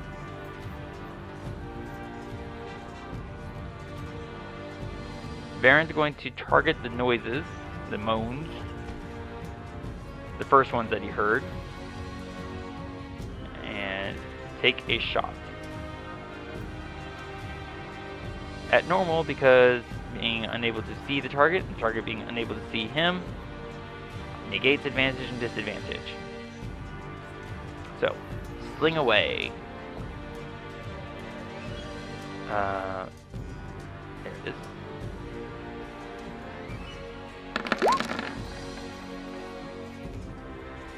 $26 and 23 to hit. You both hear the sounds of stones ripping into flesh for a total of 8 damage from the first shot, and then 8 damage from the second shot plus Colossus Slayer, which I forgot to put up there. Whoops.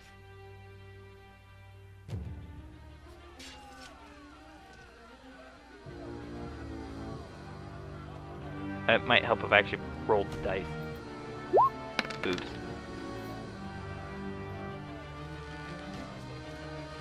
So that's 8 and 8, 16, total of 20 damage from those 2 sling stones.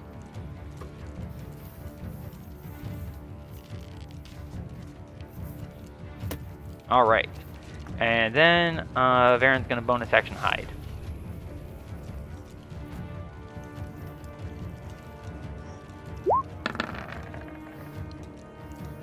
Getting a 16. The insect that you can no longer see, Adran, that was riding the insectoid humanoid that was riding the giant spider. Yeah. It shrieks in fury, and possibly also fear. Given the fact that it's riding a giant spider on a cliffside and just took massive amounts of damage, it probably doesn't want the spider to take any more damage. Again, because, you know, he's riding it. Fear is the path of the dark side. You are sleepy. Good grief. You should have taken a nap today. I should have, but I was going from one project to the next, to the next, to the next. I'm lucky I got a journal done. Yeah, and I appreciate that, by the way. There.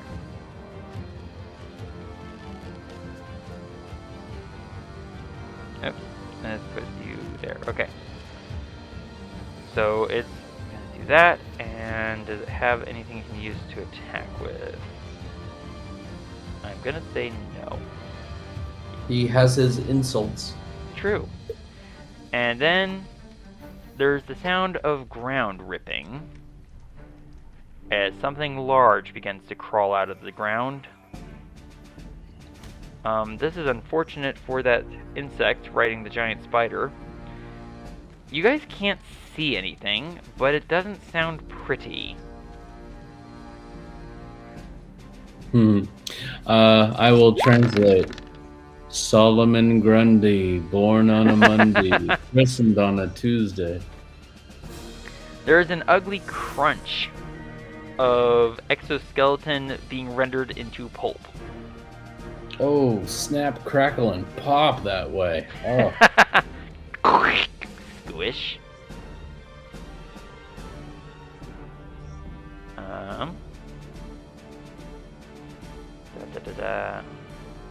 Yes, okay. Alright. And now... Come on. Adran, you hear a sound.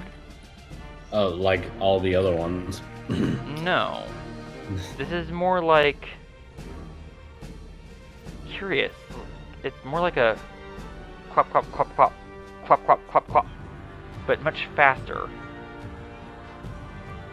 You've heard something similar before. Like a horse.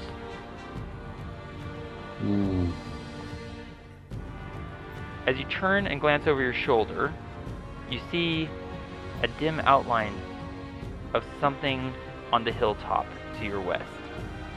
Oh boy.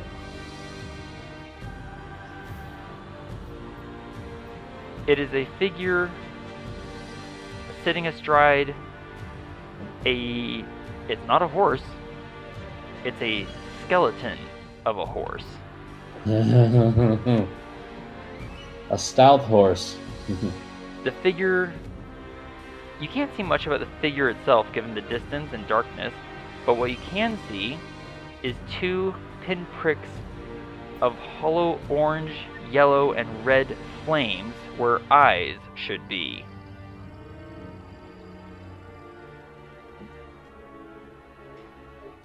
Let me check the speed here. Okay. It comes dashing. The skeletal horse comes rushing down the side of the hill.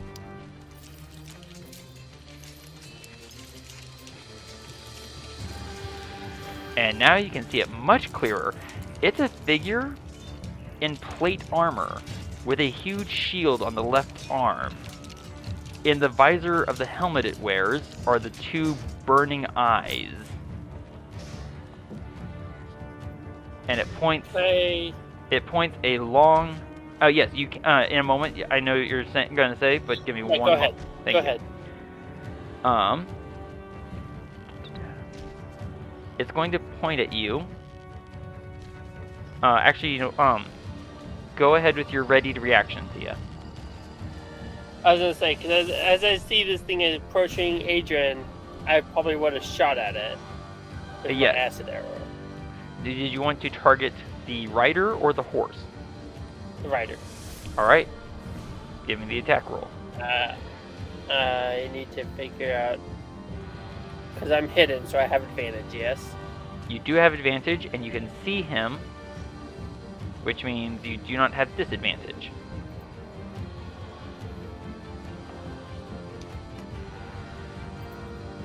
I think I made that correctly. Oh no! Shoot! Wait. No, you did that correct. Oh, I had advantage and disadvantage balance out, right? No, you have advantage because you can see him and you are hidden. I'm sorry. Okay, so I forgot to turn on advantage.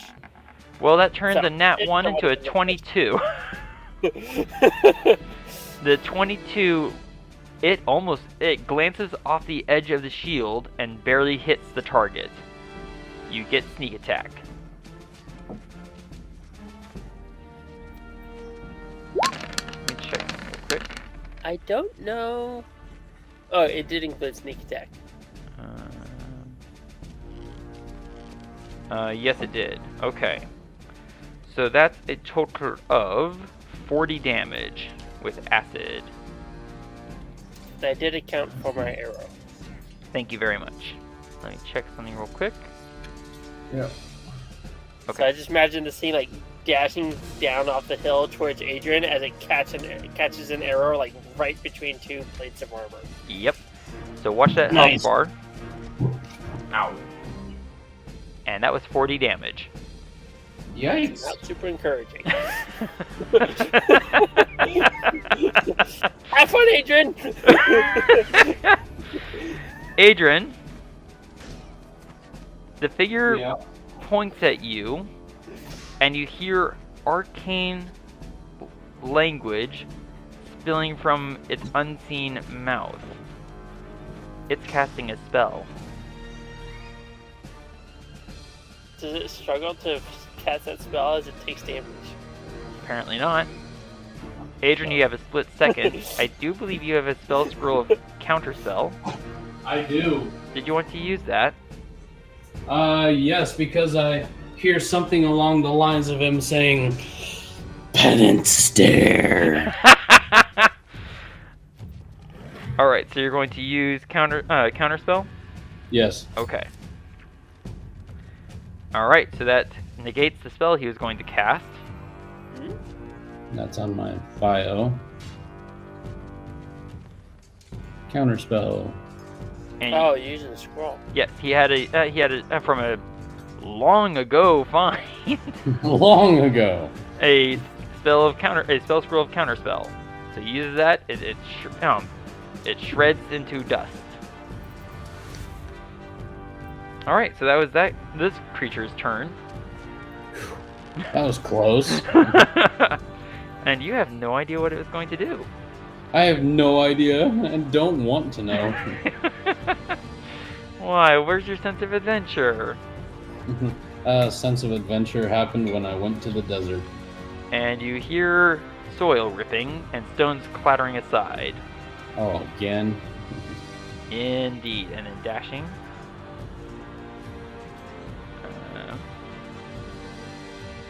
There.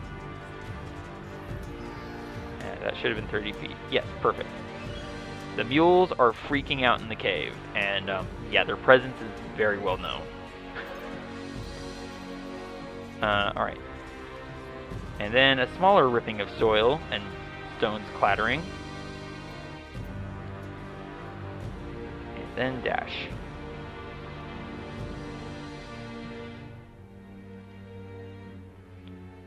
Okay. To there. Oops. Oh, okay. That was weird.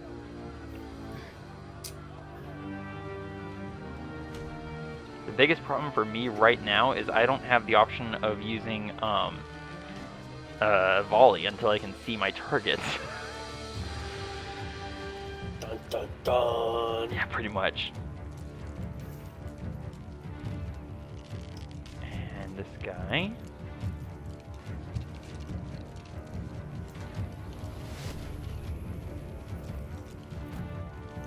15.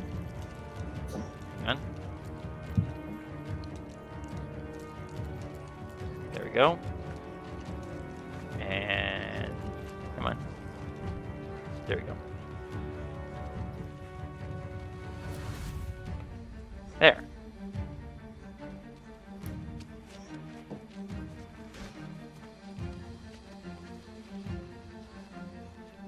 All right, top of the round. Thía, you are now exposed.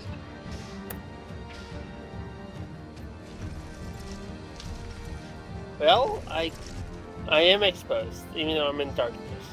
Yes, because yes, your location is exposed because you shot someone. So Thea's gonna just a second here. Sure. Oh, wait a minute. Okay, wait a minute. Okay, so you're Disappear, hiding I first. assume? A 25 is a pretty good stealth check. That's a use of reliable talent because you rolled a 4. All right, you are now hidden. Just behind a rock. I imagine she just kind of like ducked to the other side of a rock, so she just kind of vanishes for a second as she shoots at this guy again with another acid arrow. All right, take the shot. Are you going to With start? advantage or no advantage? It's with advantage. And I'm going to ask you a question after you roll the attack. After I roll the attack. Yes. Are you intending to climb down from where you currently are? No, she just kind of,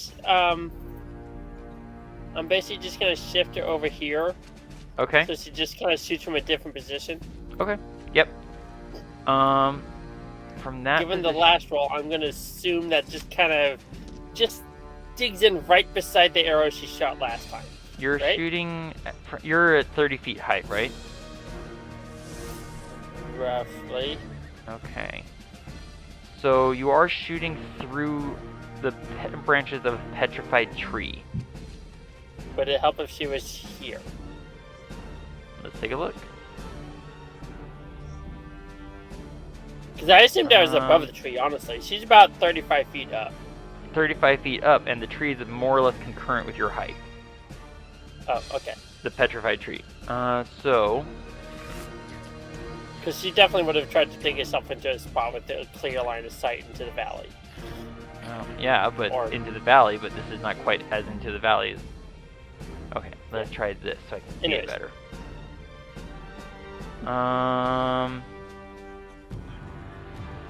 Oh, you know what would probably be better is if I did corner instead of center.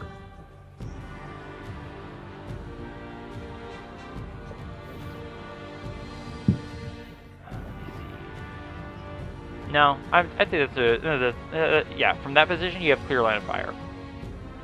Okay. So digs in right next to the last arrow. 23 to hit. Or no?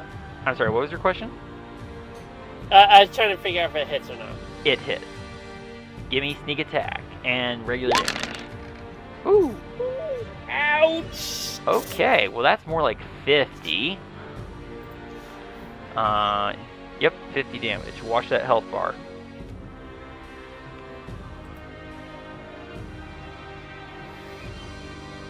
Now, the result of that is you're now exposed again.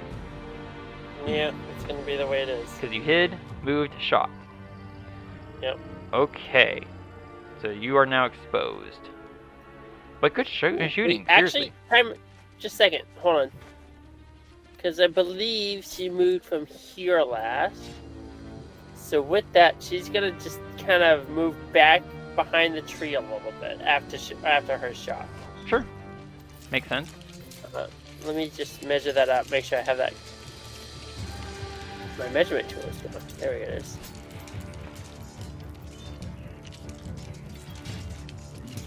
That works out perfectly. Yeah, that's Indeed. 35 feet of movement. Well done. It is Dell's turn. He is trying to keep the animals quiet. All right. And trying to do that shin that he kicked. Give me an animal handling check. At normal.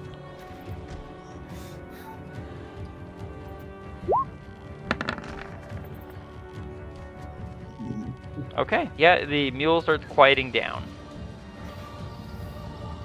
And that's it for his turn. Adran, you have your longbow in hand, and this figure bearing down at you.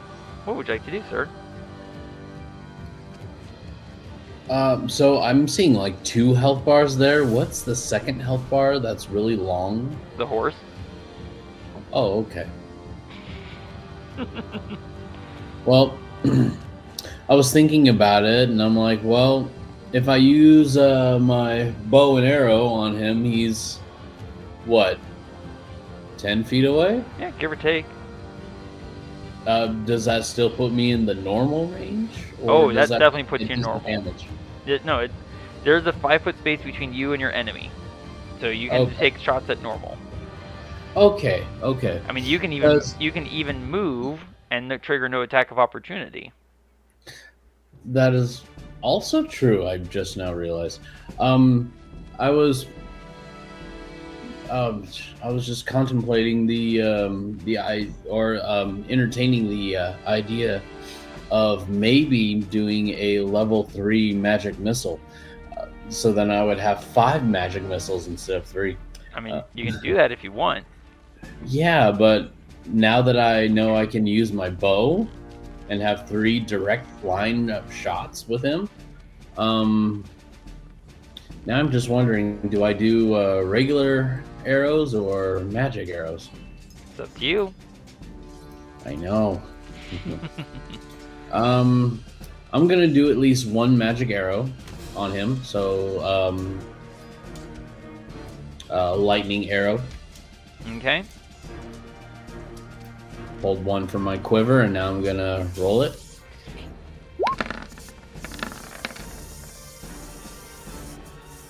He swings his shield around and catches your arrow on the flat of the shield, dissipating its force. Oh gosh, that sucks. You have 2 more shots, sir. Alright, I will use my regular arrows. 2 of those. Well, at least 1 of those. Oh, come on, mouse. Go over there. Here we go for the regular arrow. Non-magical. Alright. That slips under, just under the shield and slams in this armored figure's side for 10 piercing damage. Uh-oh, I hear sadness. We got a little upset monkey. Yup. Checking something. And I am going to use 1 more lightning arrow. Okay. Hopefully I get a good shot this time.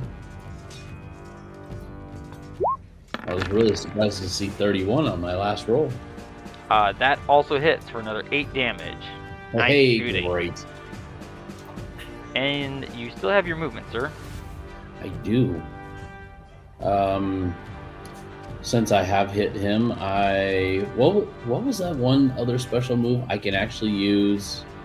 Are you talking about from your mobile feat? That only applies when you're making melee attacks. Oh wait, yes, that's right. Only in melee. And you're outside of melee range anyways, so...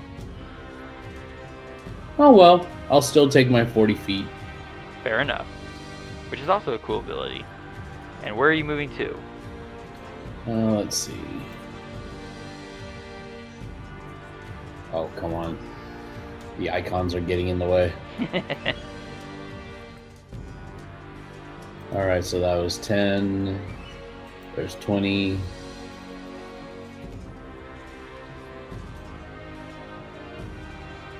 Come on, I need to get to 30.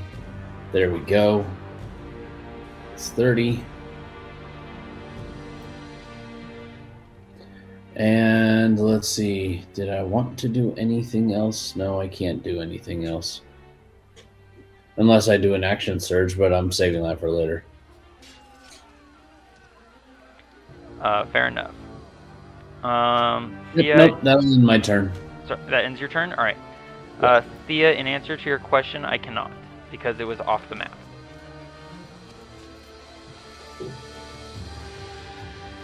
Alright, so let me check something real quick.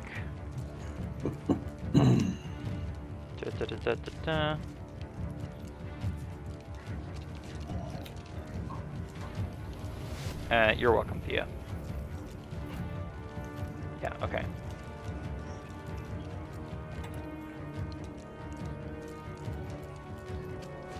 Alright, so that was your turn, Adran. And, alright, there he is.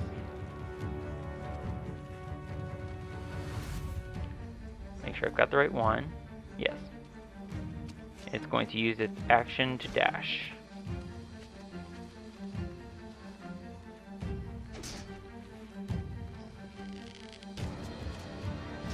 And just coming in, let's see, can Adran see it? Oh, wrong button.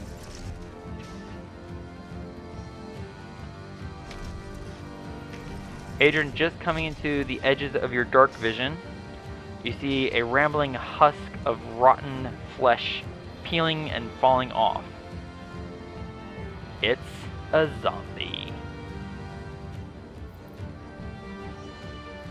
The skeleton horse screams and whinnies. That giant spider is supposed to be dead.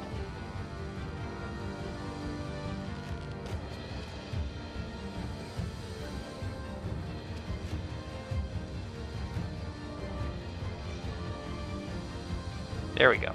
I put the wrong token on the wrong layer. Oops. Okay.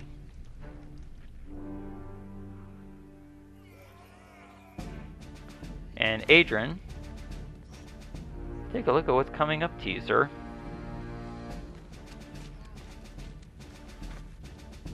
A rotten corpse of an ogre. It's Grundy. Adran's turn. Adran did a good stealth check earlier. You mean Varin? Sorry, Varin. Goodness gracious me. I can now see 3 zombies. So the question is, are they within 10 feet? It's a very important question.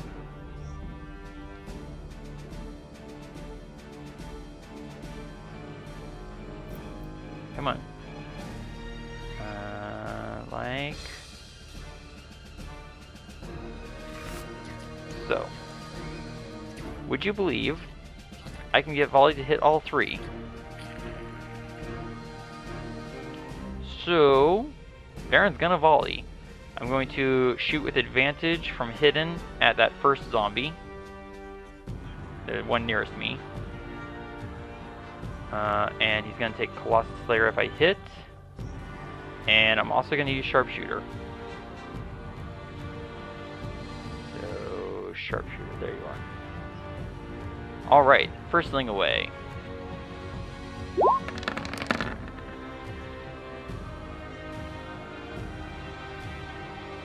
And back to normal. Good. Okay, so 31 to hit becomes 26, and that's definitely a hit. So that is 23 damage. And it has to make it has to make a Constitution saving throw against that damage.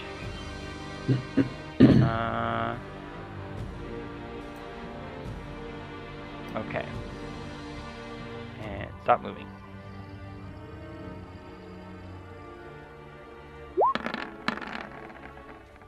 Okay, it fails its saving throw. And Varin's slingstone rips its head flying through the air. Not a very impressive feat given the fact that the head is mostly liquid anyways. Alright, my next shot's at normal, no Colossus Slayer, but I will keep using Sharpshooter. Targeting the ogre zombie to my northeast. And then the third attack will be at the ogre zombie to the the southeast.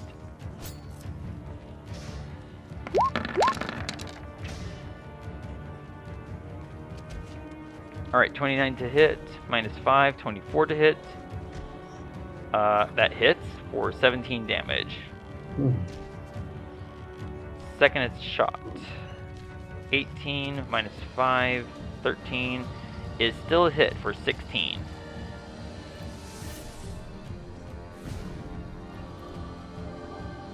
And then, so Varin moved how far? 20 feet. He has 15 feet remaining. He is going to bonus action hide and then move.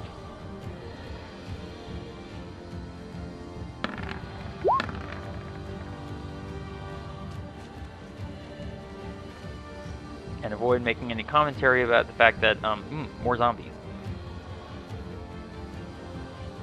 Alright, so that zombie having just crushed, this zombie having just crushed, a spider, and seeing before it more insects, is going to attempt to squash more insects.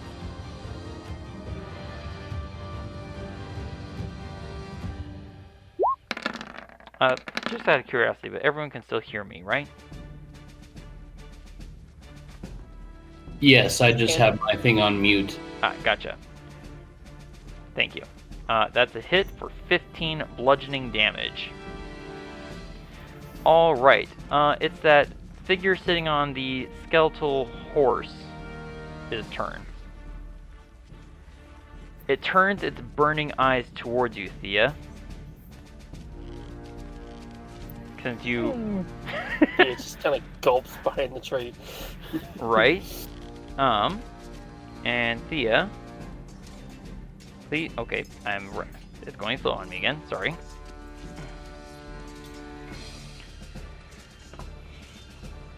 Oh, there it goes. Thía, please give me a charisma saving throw.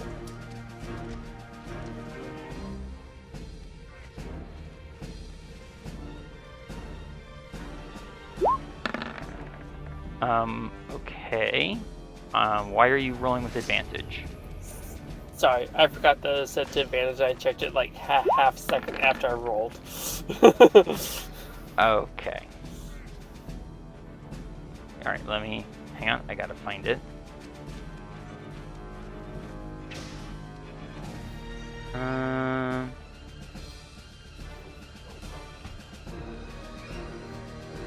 Sorry.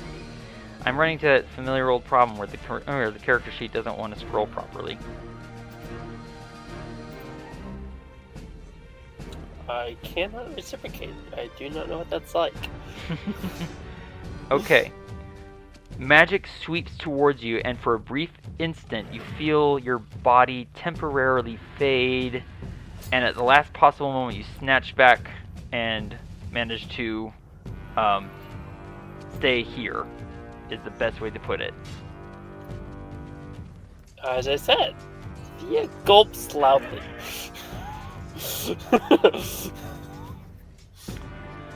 I imagine so. And then kicking the sides of the horse, or the skeletal sides of the horse. Let's see. And it goes. Come on. Sorry. Oh! I'm sorry, I'm clicking the wrong button. That's not meant to pop up there. Okay. Good to know. Nope, this one. Yep.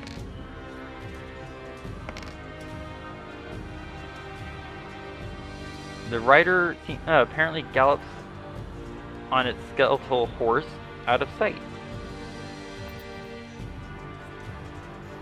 Alright. So that how happened. Alright. So the zombie wounded by Varin is confused because he doesn't know where Varin went. But he does see Adran. This is not going to trigger an attack of opportunity from Varin because Varin does not have a melee weapon. And it's going to dash to... there. Look, Adran, you got buddies joining you. Del, the mules are now quiet. For whatever good that is. Alright, this zombie.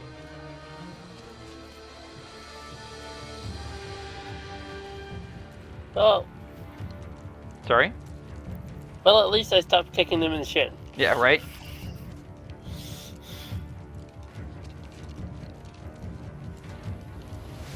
Going to dash to... A zombie just dashed right next to Varin and has no idea that Varin's standing right there in the darkness. That spider is still held. Sorry? I said, ah. Right? Alright.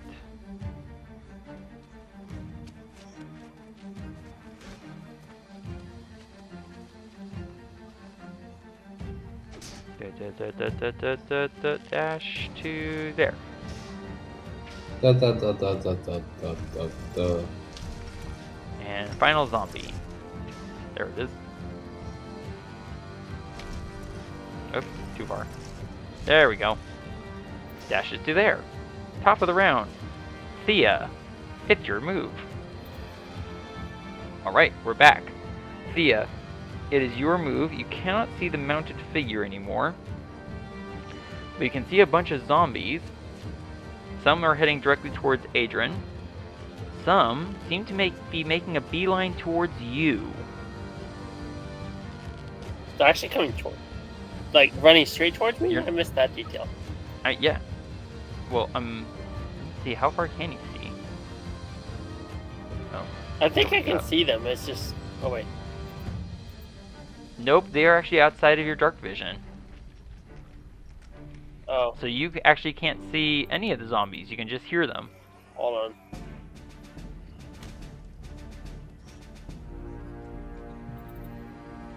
Holding on. I'm holding on tight. Okay, so somehow, even though I deleted his character sheet, I am getting to see Adrian's vision area. Say what now? Yeah. You're able to see what Adran can see. Yes. Because it's assigned to you. I will fix that for you. So, Ouch, my eye.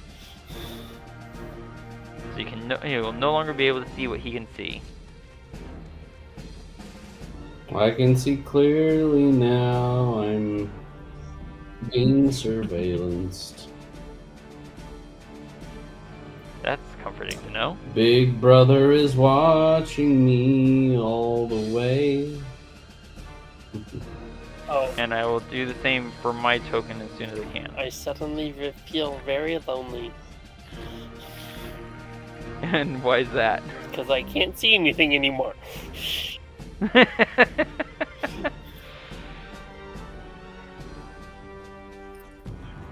Oh. Unfortunately, I have to leave it so that I see everything everyone else sees, because otherwise, whoever's watching won't be able to see anything except what Varin can see. Okay, so. Are you still working on stuff, or are we resuming? Nope, with you're- gameplay? You're good to go. You're good to go. Okay, Here you go. so does Thía hear anything kind of running around out there? Yeah. Lots of flopping, loose-sounding flesh. She's gonna trust her instincts a little bit and just shoot an acid arrow off right about here, where Okay. she heard something moving. Alright, let's do snap to corner, good. Presumably, Take the alright. Yeah, you can give me the shot at normal. So no sneak attack, right, and no sneak attack. like I said. Now, you are shooting through the branches of a petrified tree. Still at normal. Still at normal.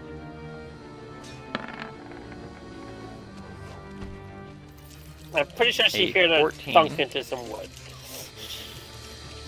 You don't, because it's a petrified tree, and you don't hear it thunk into stone either. Instead, you hear it sizzle into rotten flesh, Oh, which, as soon as I can get the character sheet to work properly, will continue. Ow. Oh, there it goes.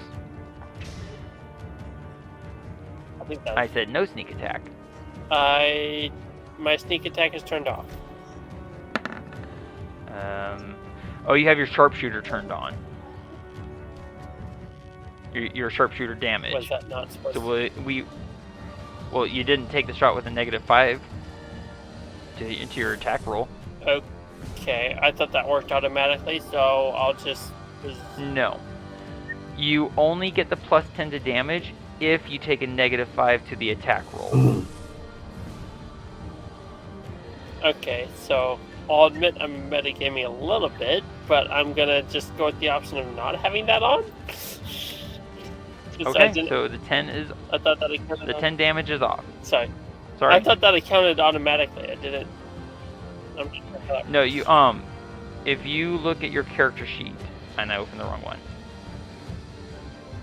If you go to your attack rolls, just underneath it, you'll see global attack modifier. Right. I did have -5 sharpshooter. I did have it turned on. I just thought when it rolled, it accounted for it automatically. It does not. Apparently. It'll give you the result of the roll and then -5. So I'll leave. And I don't see the -5 on there. I'll leave that up to your adjudication whether that's a 14 or a 9. I don't know. We'll go with the 14. Because I don't see. I understand that you wanted to have. Yeah, you can have the damage modifier of sharpshooter on. I see. But if you don't also click the attack modifier on, then it won't do the -5. Yes, I see. I didn't realize I had the different modifiers for both attack and damage rolls. I did not understand. So we'll take the 10 damage out and just have the 13. That makes sense. Because you do still hit. That makes sense. You're welcome. Alright, so that was your shot. And then I'm going Did you want to move? Bonus action hide. Okay. And let's see, I'm 35 feet up. So can I Yes. climb You can down interaction to stow about here? You can interaction stow your longbow and then climb down, yes. So yeah. You need your hands free to climb. Oh, wait. Yes, I will interaction stow my longbow, climb down, and bonus action hide. Alright, where's the self check? And it'll be at normal. I'm working on it. I'm just trying to find the right buttons. Here you go. Fair enough. Okay, so we're going with reliable talent, which turns that into a 10. So you get a 25 stealth. And no ability to dash on this turn. No. But you are no longer 35 feet up. You're ground floor. Alright, Dell, what do you want to do? Oh, I didn't realize he was next immediately. So Dell's gonna try something a little bit tricky. Okay. He's gonna move over here, still next to the mules. Okay. Pull something up real quick.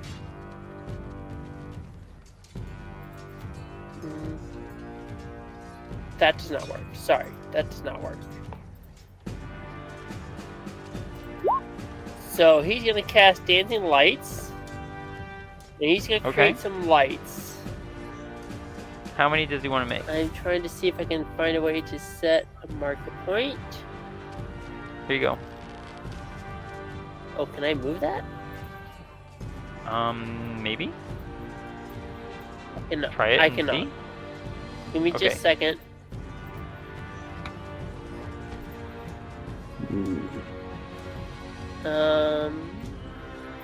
Oh, You can cast it out to 120 feet. yeah, I just gotta be able to measure and.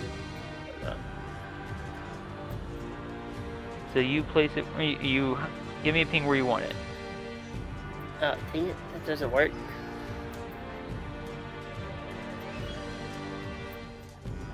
Does that work? There's one. I don't know. I said give me a ping. You don't need to draw. Sorry. I'll delete that in a second. I'm having to bounce between tools right now. I understand. Okay, so for clarification, how many lights are you creating? You can 4. create up to 4. Okay. Where do you want the first one to go? Well, the first one can stay where the first one is already. Second one can go about here. That's about 120 feet.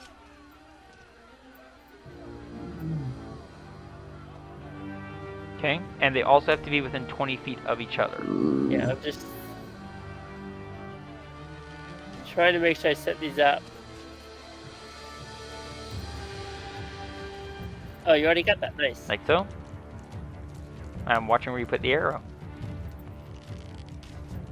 I'm gonna set Alright. the other one.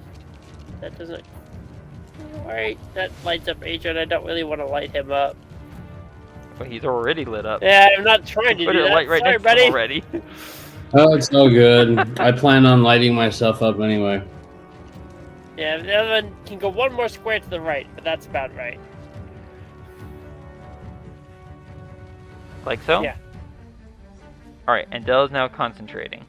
So that was about 5 feet of movement, and he's gonna do that, and then he's gonna basically just hide back with the mules again. Fair enough, but he's gonna move there, but he'll have to wait until his next turn to hide. Yeah. Okay, nice move, Dell. Adran, you're up. Alright, so And you are illuminated. again, So is that zombie. I'm gonna drop my bow just off to the side. Alright. I'm going to use my interaction to pull out my sanguine nonetheless. Use a spell Nice. token or a spell slot Spell to slot. ignite it. Token. I'm very tired. I know. Alright, where do you want to drop your longbow? Here? Right next to the petrified tree. Like so. There you go. Alright. There's now a longbow on the ground. Spell slot. Mm-hmm. And what damage type do you want, sir? Let's see. I wanted fire this time. Oh, I just hit a button. Give me 1 second.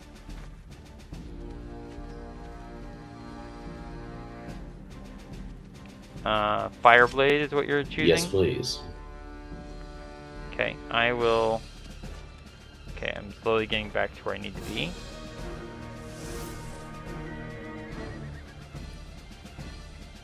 I'm gonna put you back up there on the map in a second, sir. Oh, I didn't realize you took me off. I did. It's all good. So that means you are now... Your sword is now lighting up the area like a torch. Nice. Ish. There you go. Okay. You're back on. And I'll light you up. That actually sounds more threatening than I realized. Alright. No, I don't want to limit your field of vision. I want to make you emit light.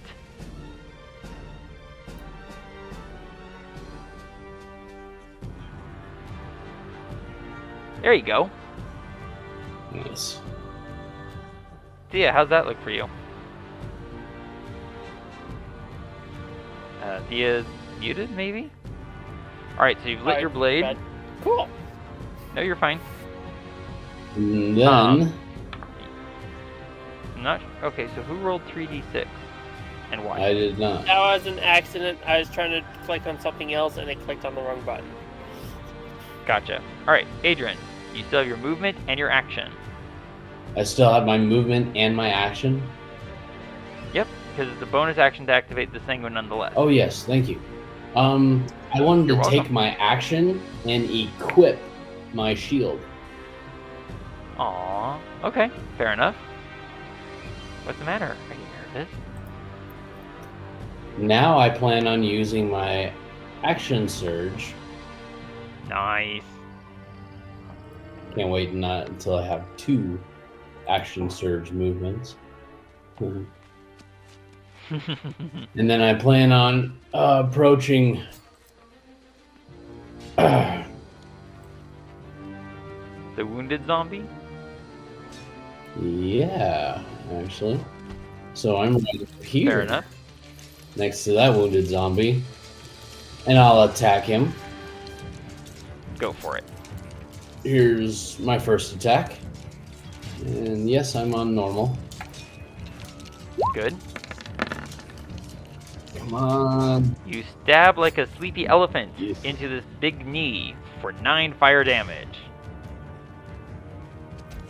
Did you just say he stabs like a sleepy elephant?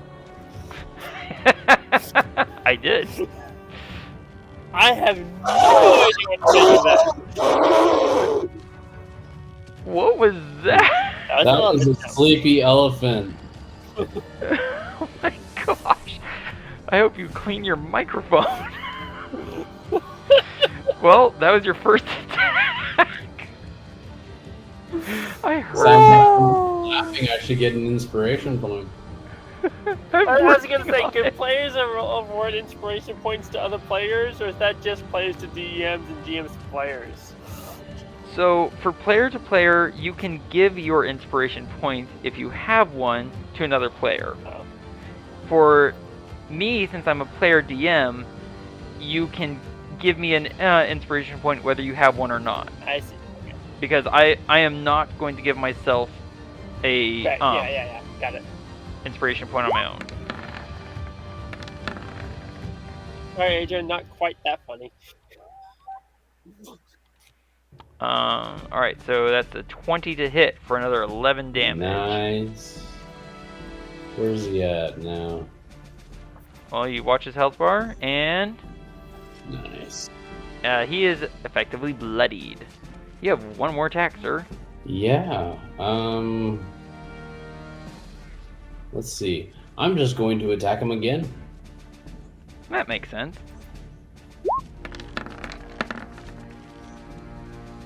Oh, that Ooh, one. I want to use my Indomitable.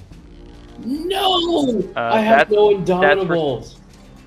Well, it wouldn't work anyways because it's for saving throws, not for attack rolls. Oh, that's right. All right.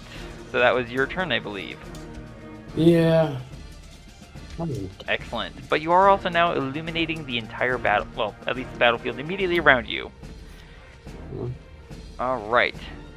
There's a insectoid shriek of fear. This guy is going to disengage, use half of his movement, mount the other spider, and kick the spider into motion. Okay.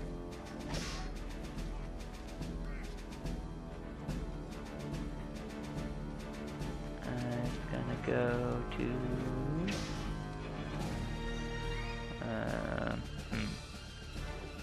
It's gonna go to there.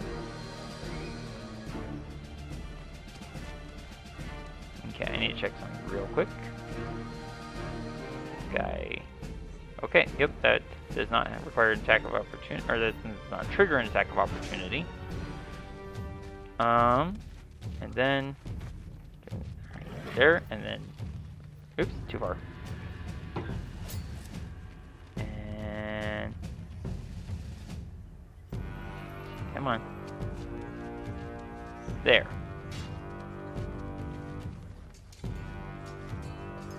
Adrian, you can just see the shape of another giant spider emerge. It's starting to come out of the darkness. Yeah. That creature is controlled, so it doesn't get a turn. All right, Adrian. There's a thump, slap sound as this ogre steps up with. It doesn't have a foot on one of its legs. That's unfortunate for him. Leaking. It's just leaking some form of bodily fluid of various putrid qualities as it raises a massive morning star and goes on the attack against you. Oh, great. Oh, I was kind of hoping it just like shove this stinking, oozing stump of a leg at him. I get a 23 to hit, which I believe does not Nope. hit. I'm at a level 25 because of my shield, thank Seba. Seba has blessed you with mighty armor, it appears. Yes, you. Alright. Did you say she has or Seba has? Isn't it a she? No. No. No. Saber's not a she. Alright. It So sounds it- very feminine, honestly. It does. It is now. Well, oh well. It is now Varin's turn. Varin is actually still hidden. So Varin's going to move out of that spot where he's right next to all these bad guys.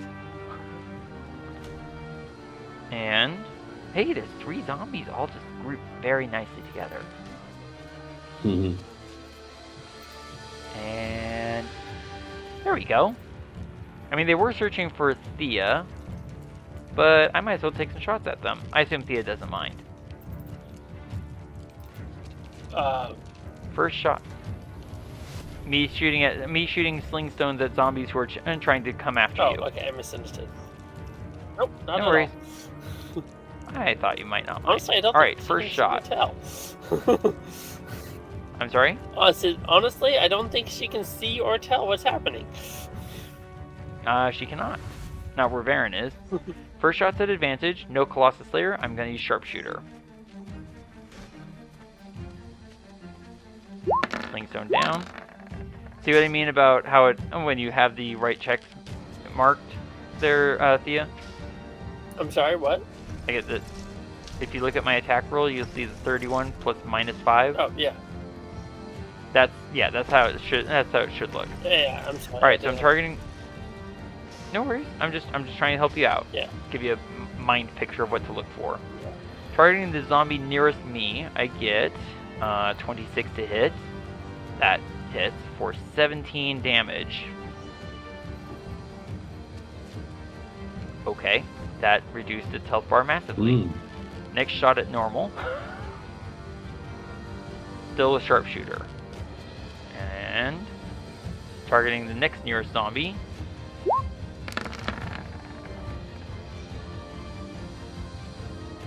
Okay, yeah, that'll hit for another 18 damage. Ouch. And final zombie. Still a sharpshooter. Yeah, that'll hit for another 16 damage. So I went 17, 18, 16.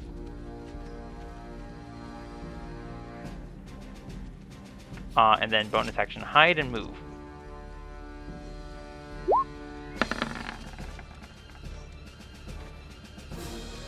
I get a 28 stealth. Nice. Yeah, I really do like this rogue ability to bonus action hide. It's turning out really well. So I move 20 feet. I have another 15. I'm going to go right into all that rubble stone because I can with Land Stride. Woohoo! Alright. Next up is an ogre zombie who got left behind. So he's going to give chase. That makes sense. And action to dash.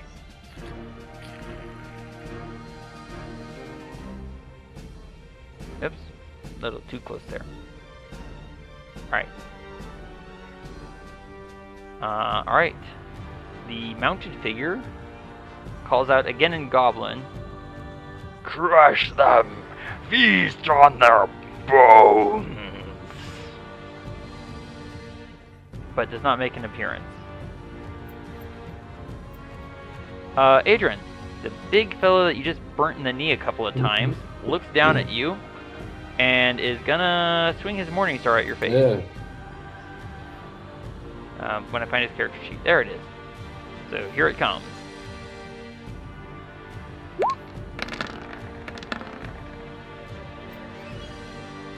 Getting a 12. There's a ringing clang, and a chip of stone goes flying off from the ground at the ogre zombie's feet. And it just kind of looks down like, Alright, this zombie have to is give him a going little more oomph.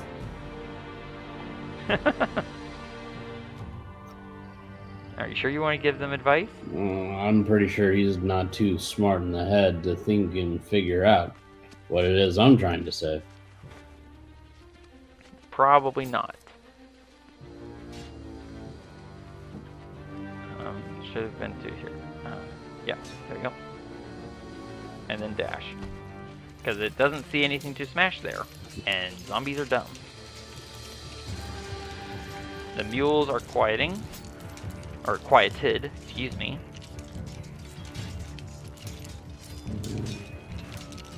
And dashing to there. Controlled. And alright, this guy is going to scrabble up through the difficult terrain. That is 30 feet to get to there. Dashing.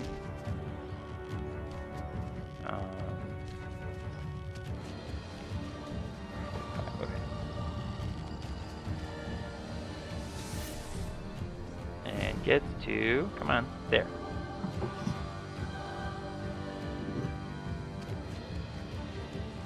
Thea, did you? Yeah, you did hide after taking that earth shock earlier, right? I believe so, yes. Excellent. Okay, top of the round. Thea, you are on ground floor. You are hidden in darkness, and you can see a really big, ugly, rotten body walking towards you.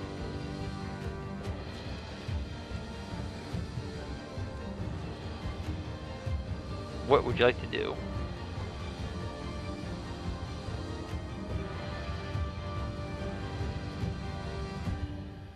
Think, apparently.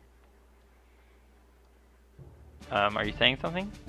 You're targeting that one? I apologize. I did not realize I was muted. Ah, okay. That explains the utter silence. Thank you. So, yes, I'm,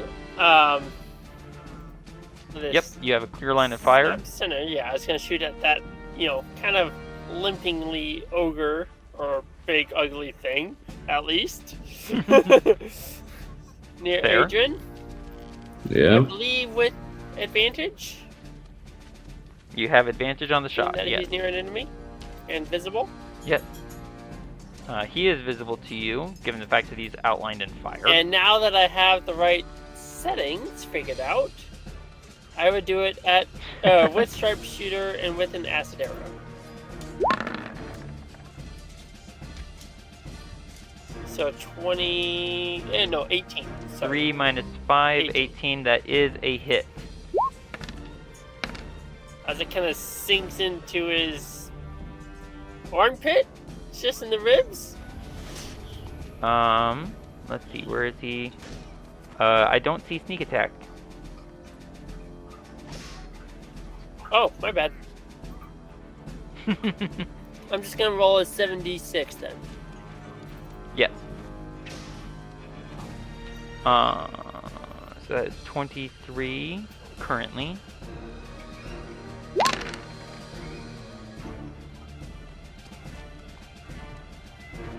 Uh, 23 and 27. That is 50 total damage.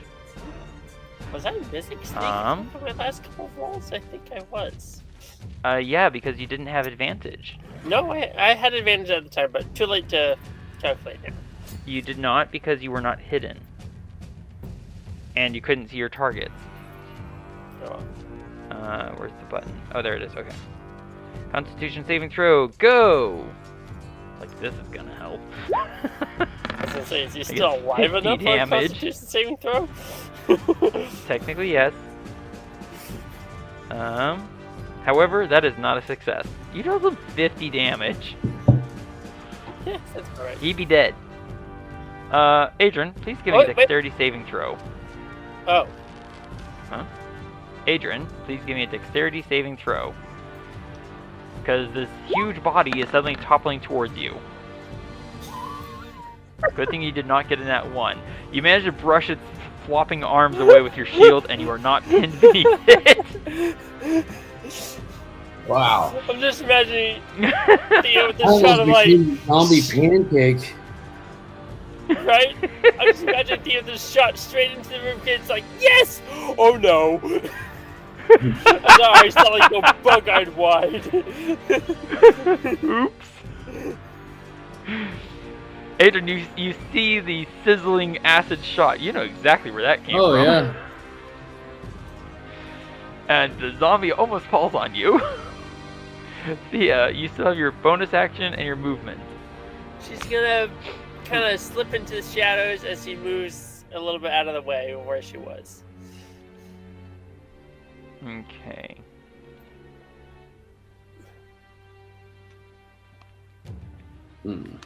Alright.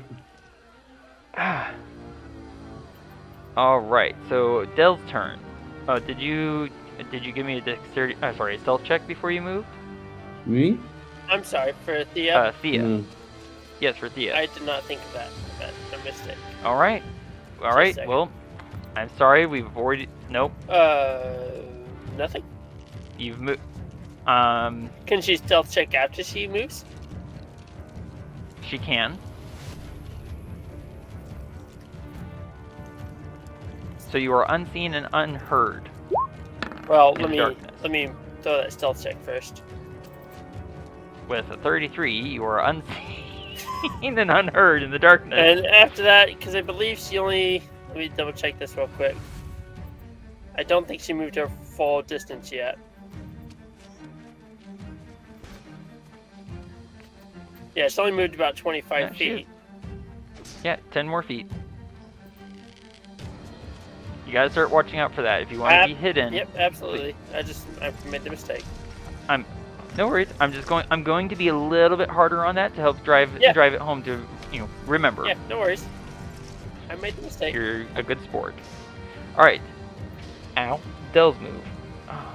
So, Dell's What is? gonna try for a little devious trick here again. Okay. As he moves up a little bit closer towards the mouth of the cave here, he's gonna cast Thaumaturgy and create this booming, kind of all-present whisper from the mouth near the mouth of the cave. Let me find it. Sorry, there it is. And I'm not sure exactly how many words or phrases he's allowed.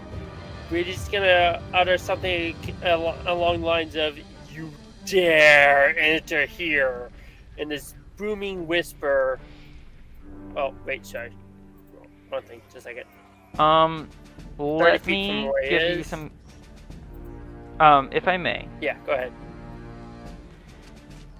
Because I'm going to try and help you out. This is something that could work on thinking creatures. Yep. Zombies are not thinking creatures. We're about to find out one way or the other, I guess. Fair enough. Because you could do this, or you could also channel divinity, turn undead. I'm gonna say I already made this turn, and he'll maybe try that if the mysterious voice fails. Fair enough. All right, you dare enter here? Is that Something along those lines, although it doesn't sound like it's gonna matter. Okay. Excellent. So that's his movement, his action, and he's maintaining concentration, yes? Concentration For on the dancing light. the dancing lights, although there's nothing to challenge that either, so. He can use his bonus action to move the lights. Let me see, can I select them and move them? I cannot. You So cannot. I will move, let's say this one Okay, the one just north of the bow. to about here. You can move each light up to 20 feet. And this one,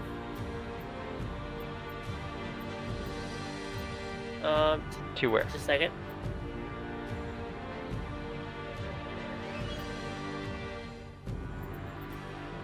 To about here.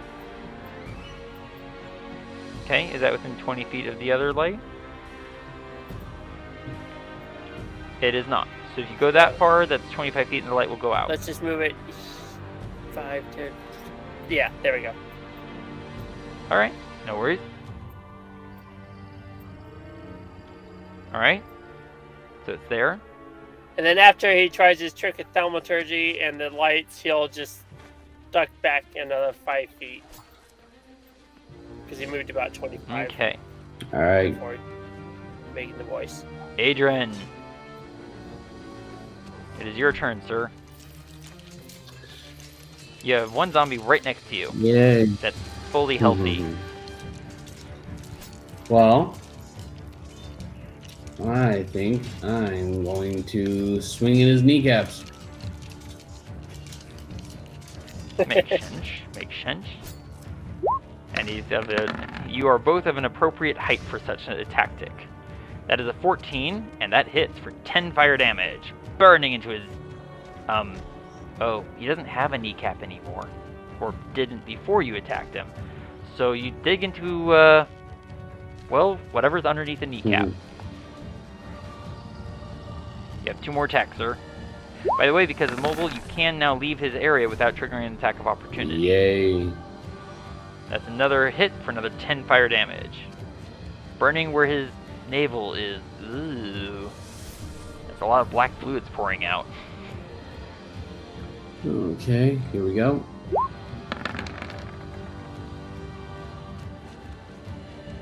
That is another hit for their 10 damage. Yeah, nice and solid. There you go. 30 total damage in that round. Nice. Did you want to leave that area and trigger no attack of opportunity? Yeah, actually. Far enough. Where would you like to go?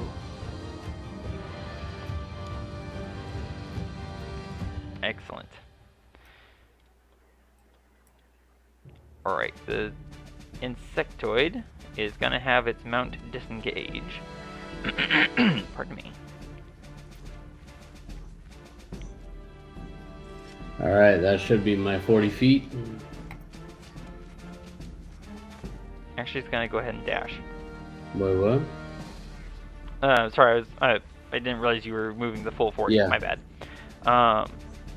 Okay. And I'm probably gonna have to quit after this round because I'm really losing it.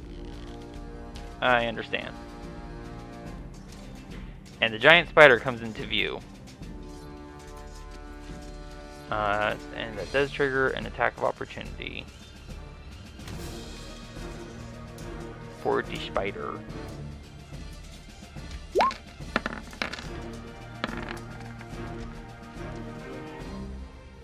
Uh, 10.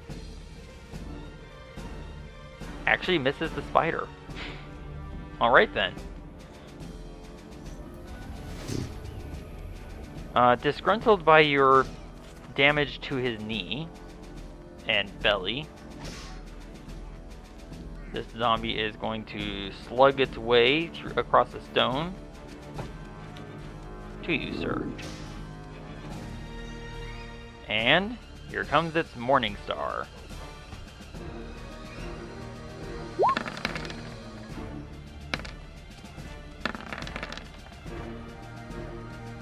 Well, I get a 9 to hit, which does nothing.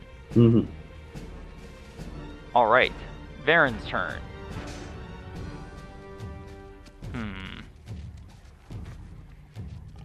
Let's see.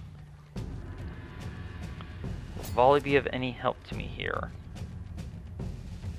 Oh my gosh, it is of help to me here. I'm actually kind of shocked on that. Okay, I'm gonna use Lance Stride. Get to within 15 and move 15 feet.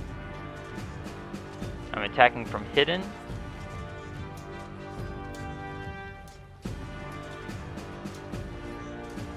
There we go. Choosing that spot. I'm attacking this first one with advantage, Colossus Slayer and Sharpshooter. This should be fun. Sharpshooter, Colossus Slayer, Sling.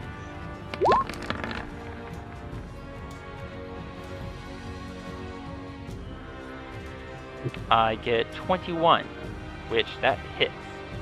And it did not roll Colossus Slayer. Oh my gosh, how rude.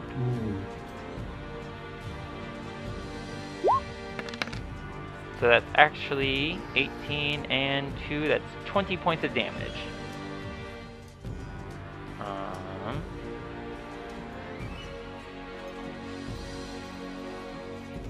Slowly.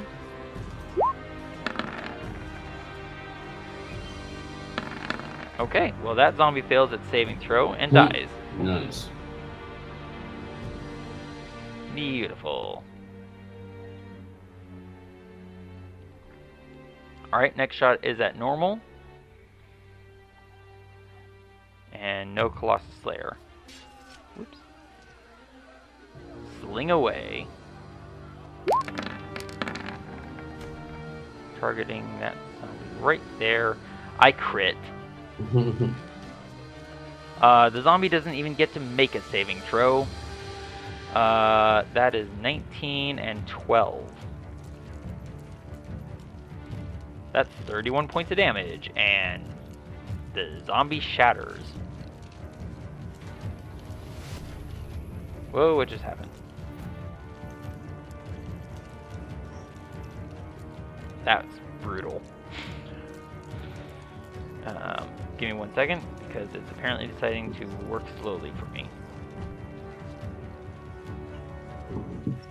Alright, final attack. Sharpshooter. No advantage. No Colossus Slayer. Slingstone away. Okay, that is 23, which hits. Even with the cover the tree is providing. Jeez. For 19 damage. Excuse me. And that's going to trigger another saving throw.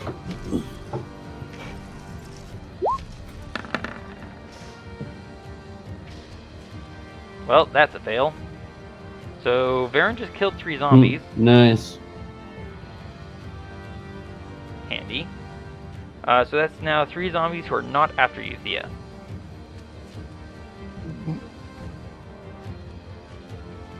Oops.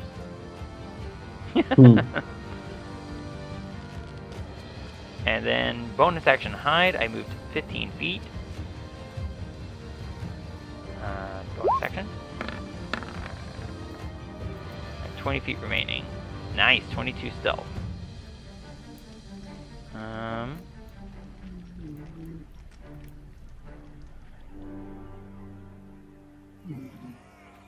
There. Because I remember there's more zombies back there. Okay, where's the zombie? There he is.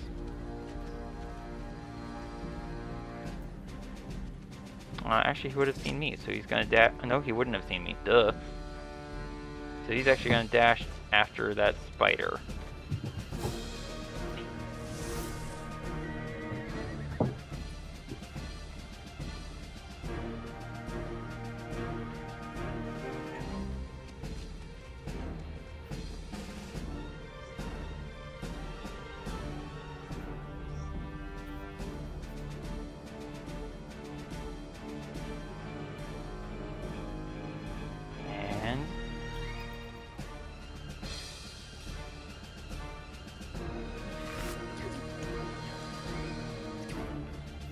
Come on. Ay, ay, ay.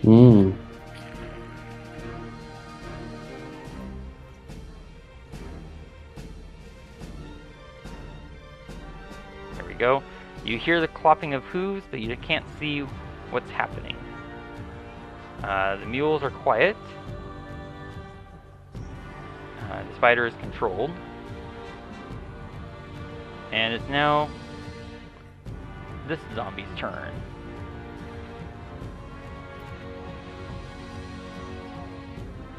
Check something real quick. Okay. It last saw Thía over here. Adran?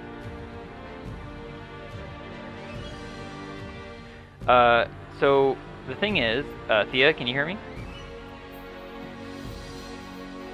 Yeah, I'm still here. Just gotta check the mute button. Okay. So, the zombie starts to where it last saw you. And unfortunately, it's going to bump into you instead. Hang on a second. That's not gonna work. The slash comes before the W. So it's going to now attack you, but it can't see you. So it's going to attack at disadvantage. Alright, Thía? Yeah.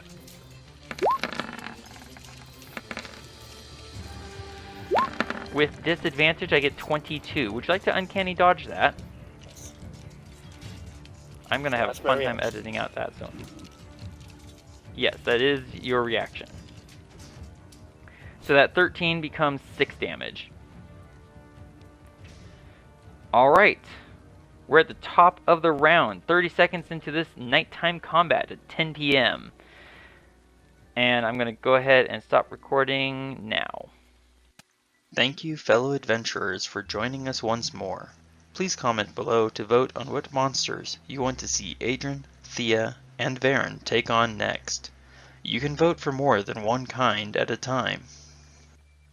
Death Dog, Half-Ogre, Harpy, Hippogriff. Thank you for watching, and I hope we'll see you again next week.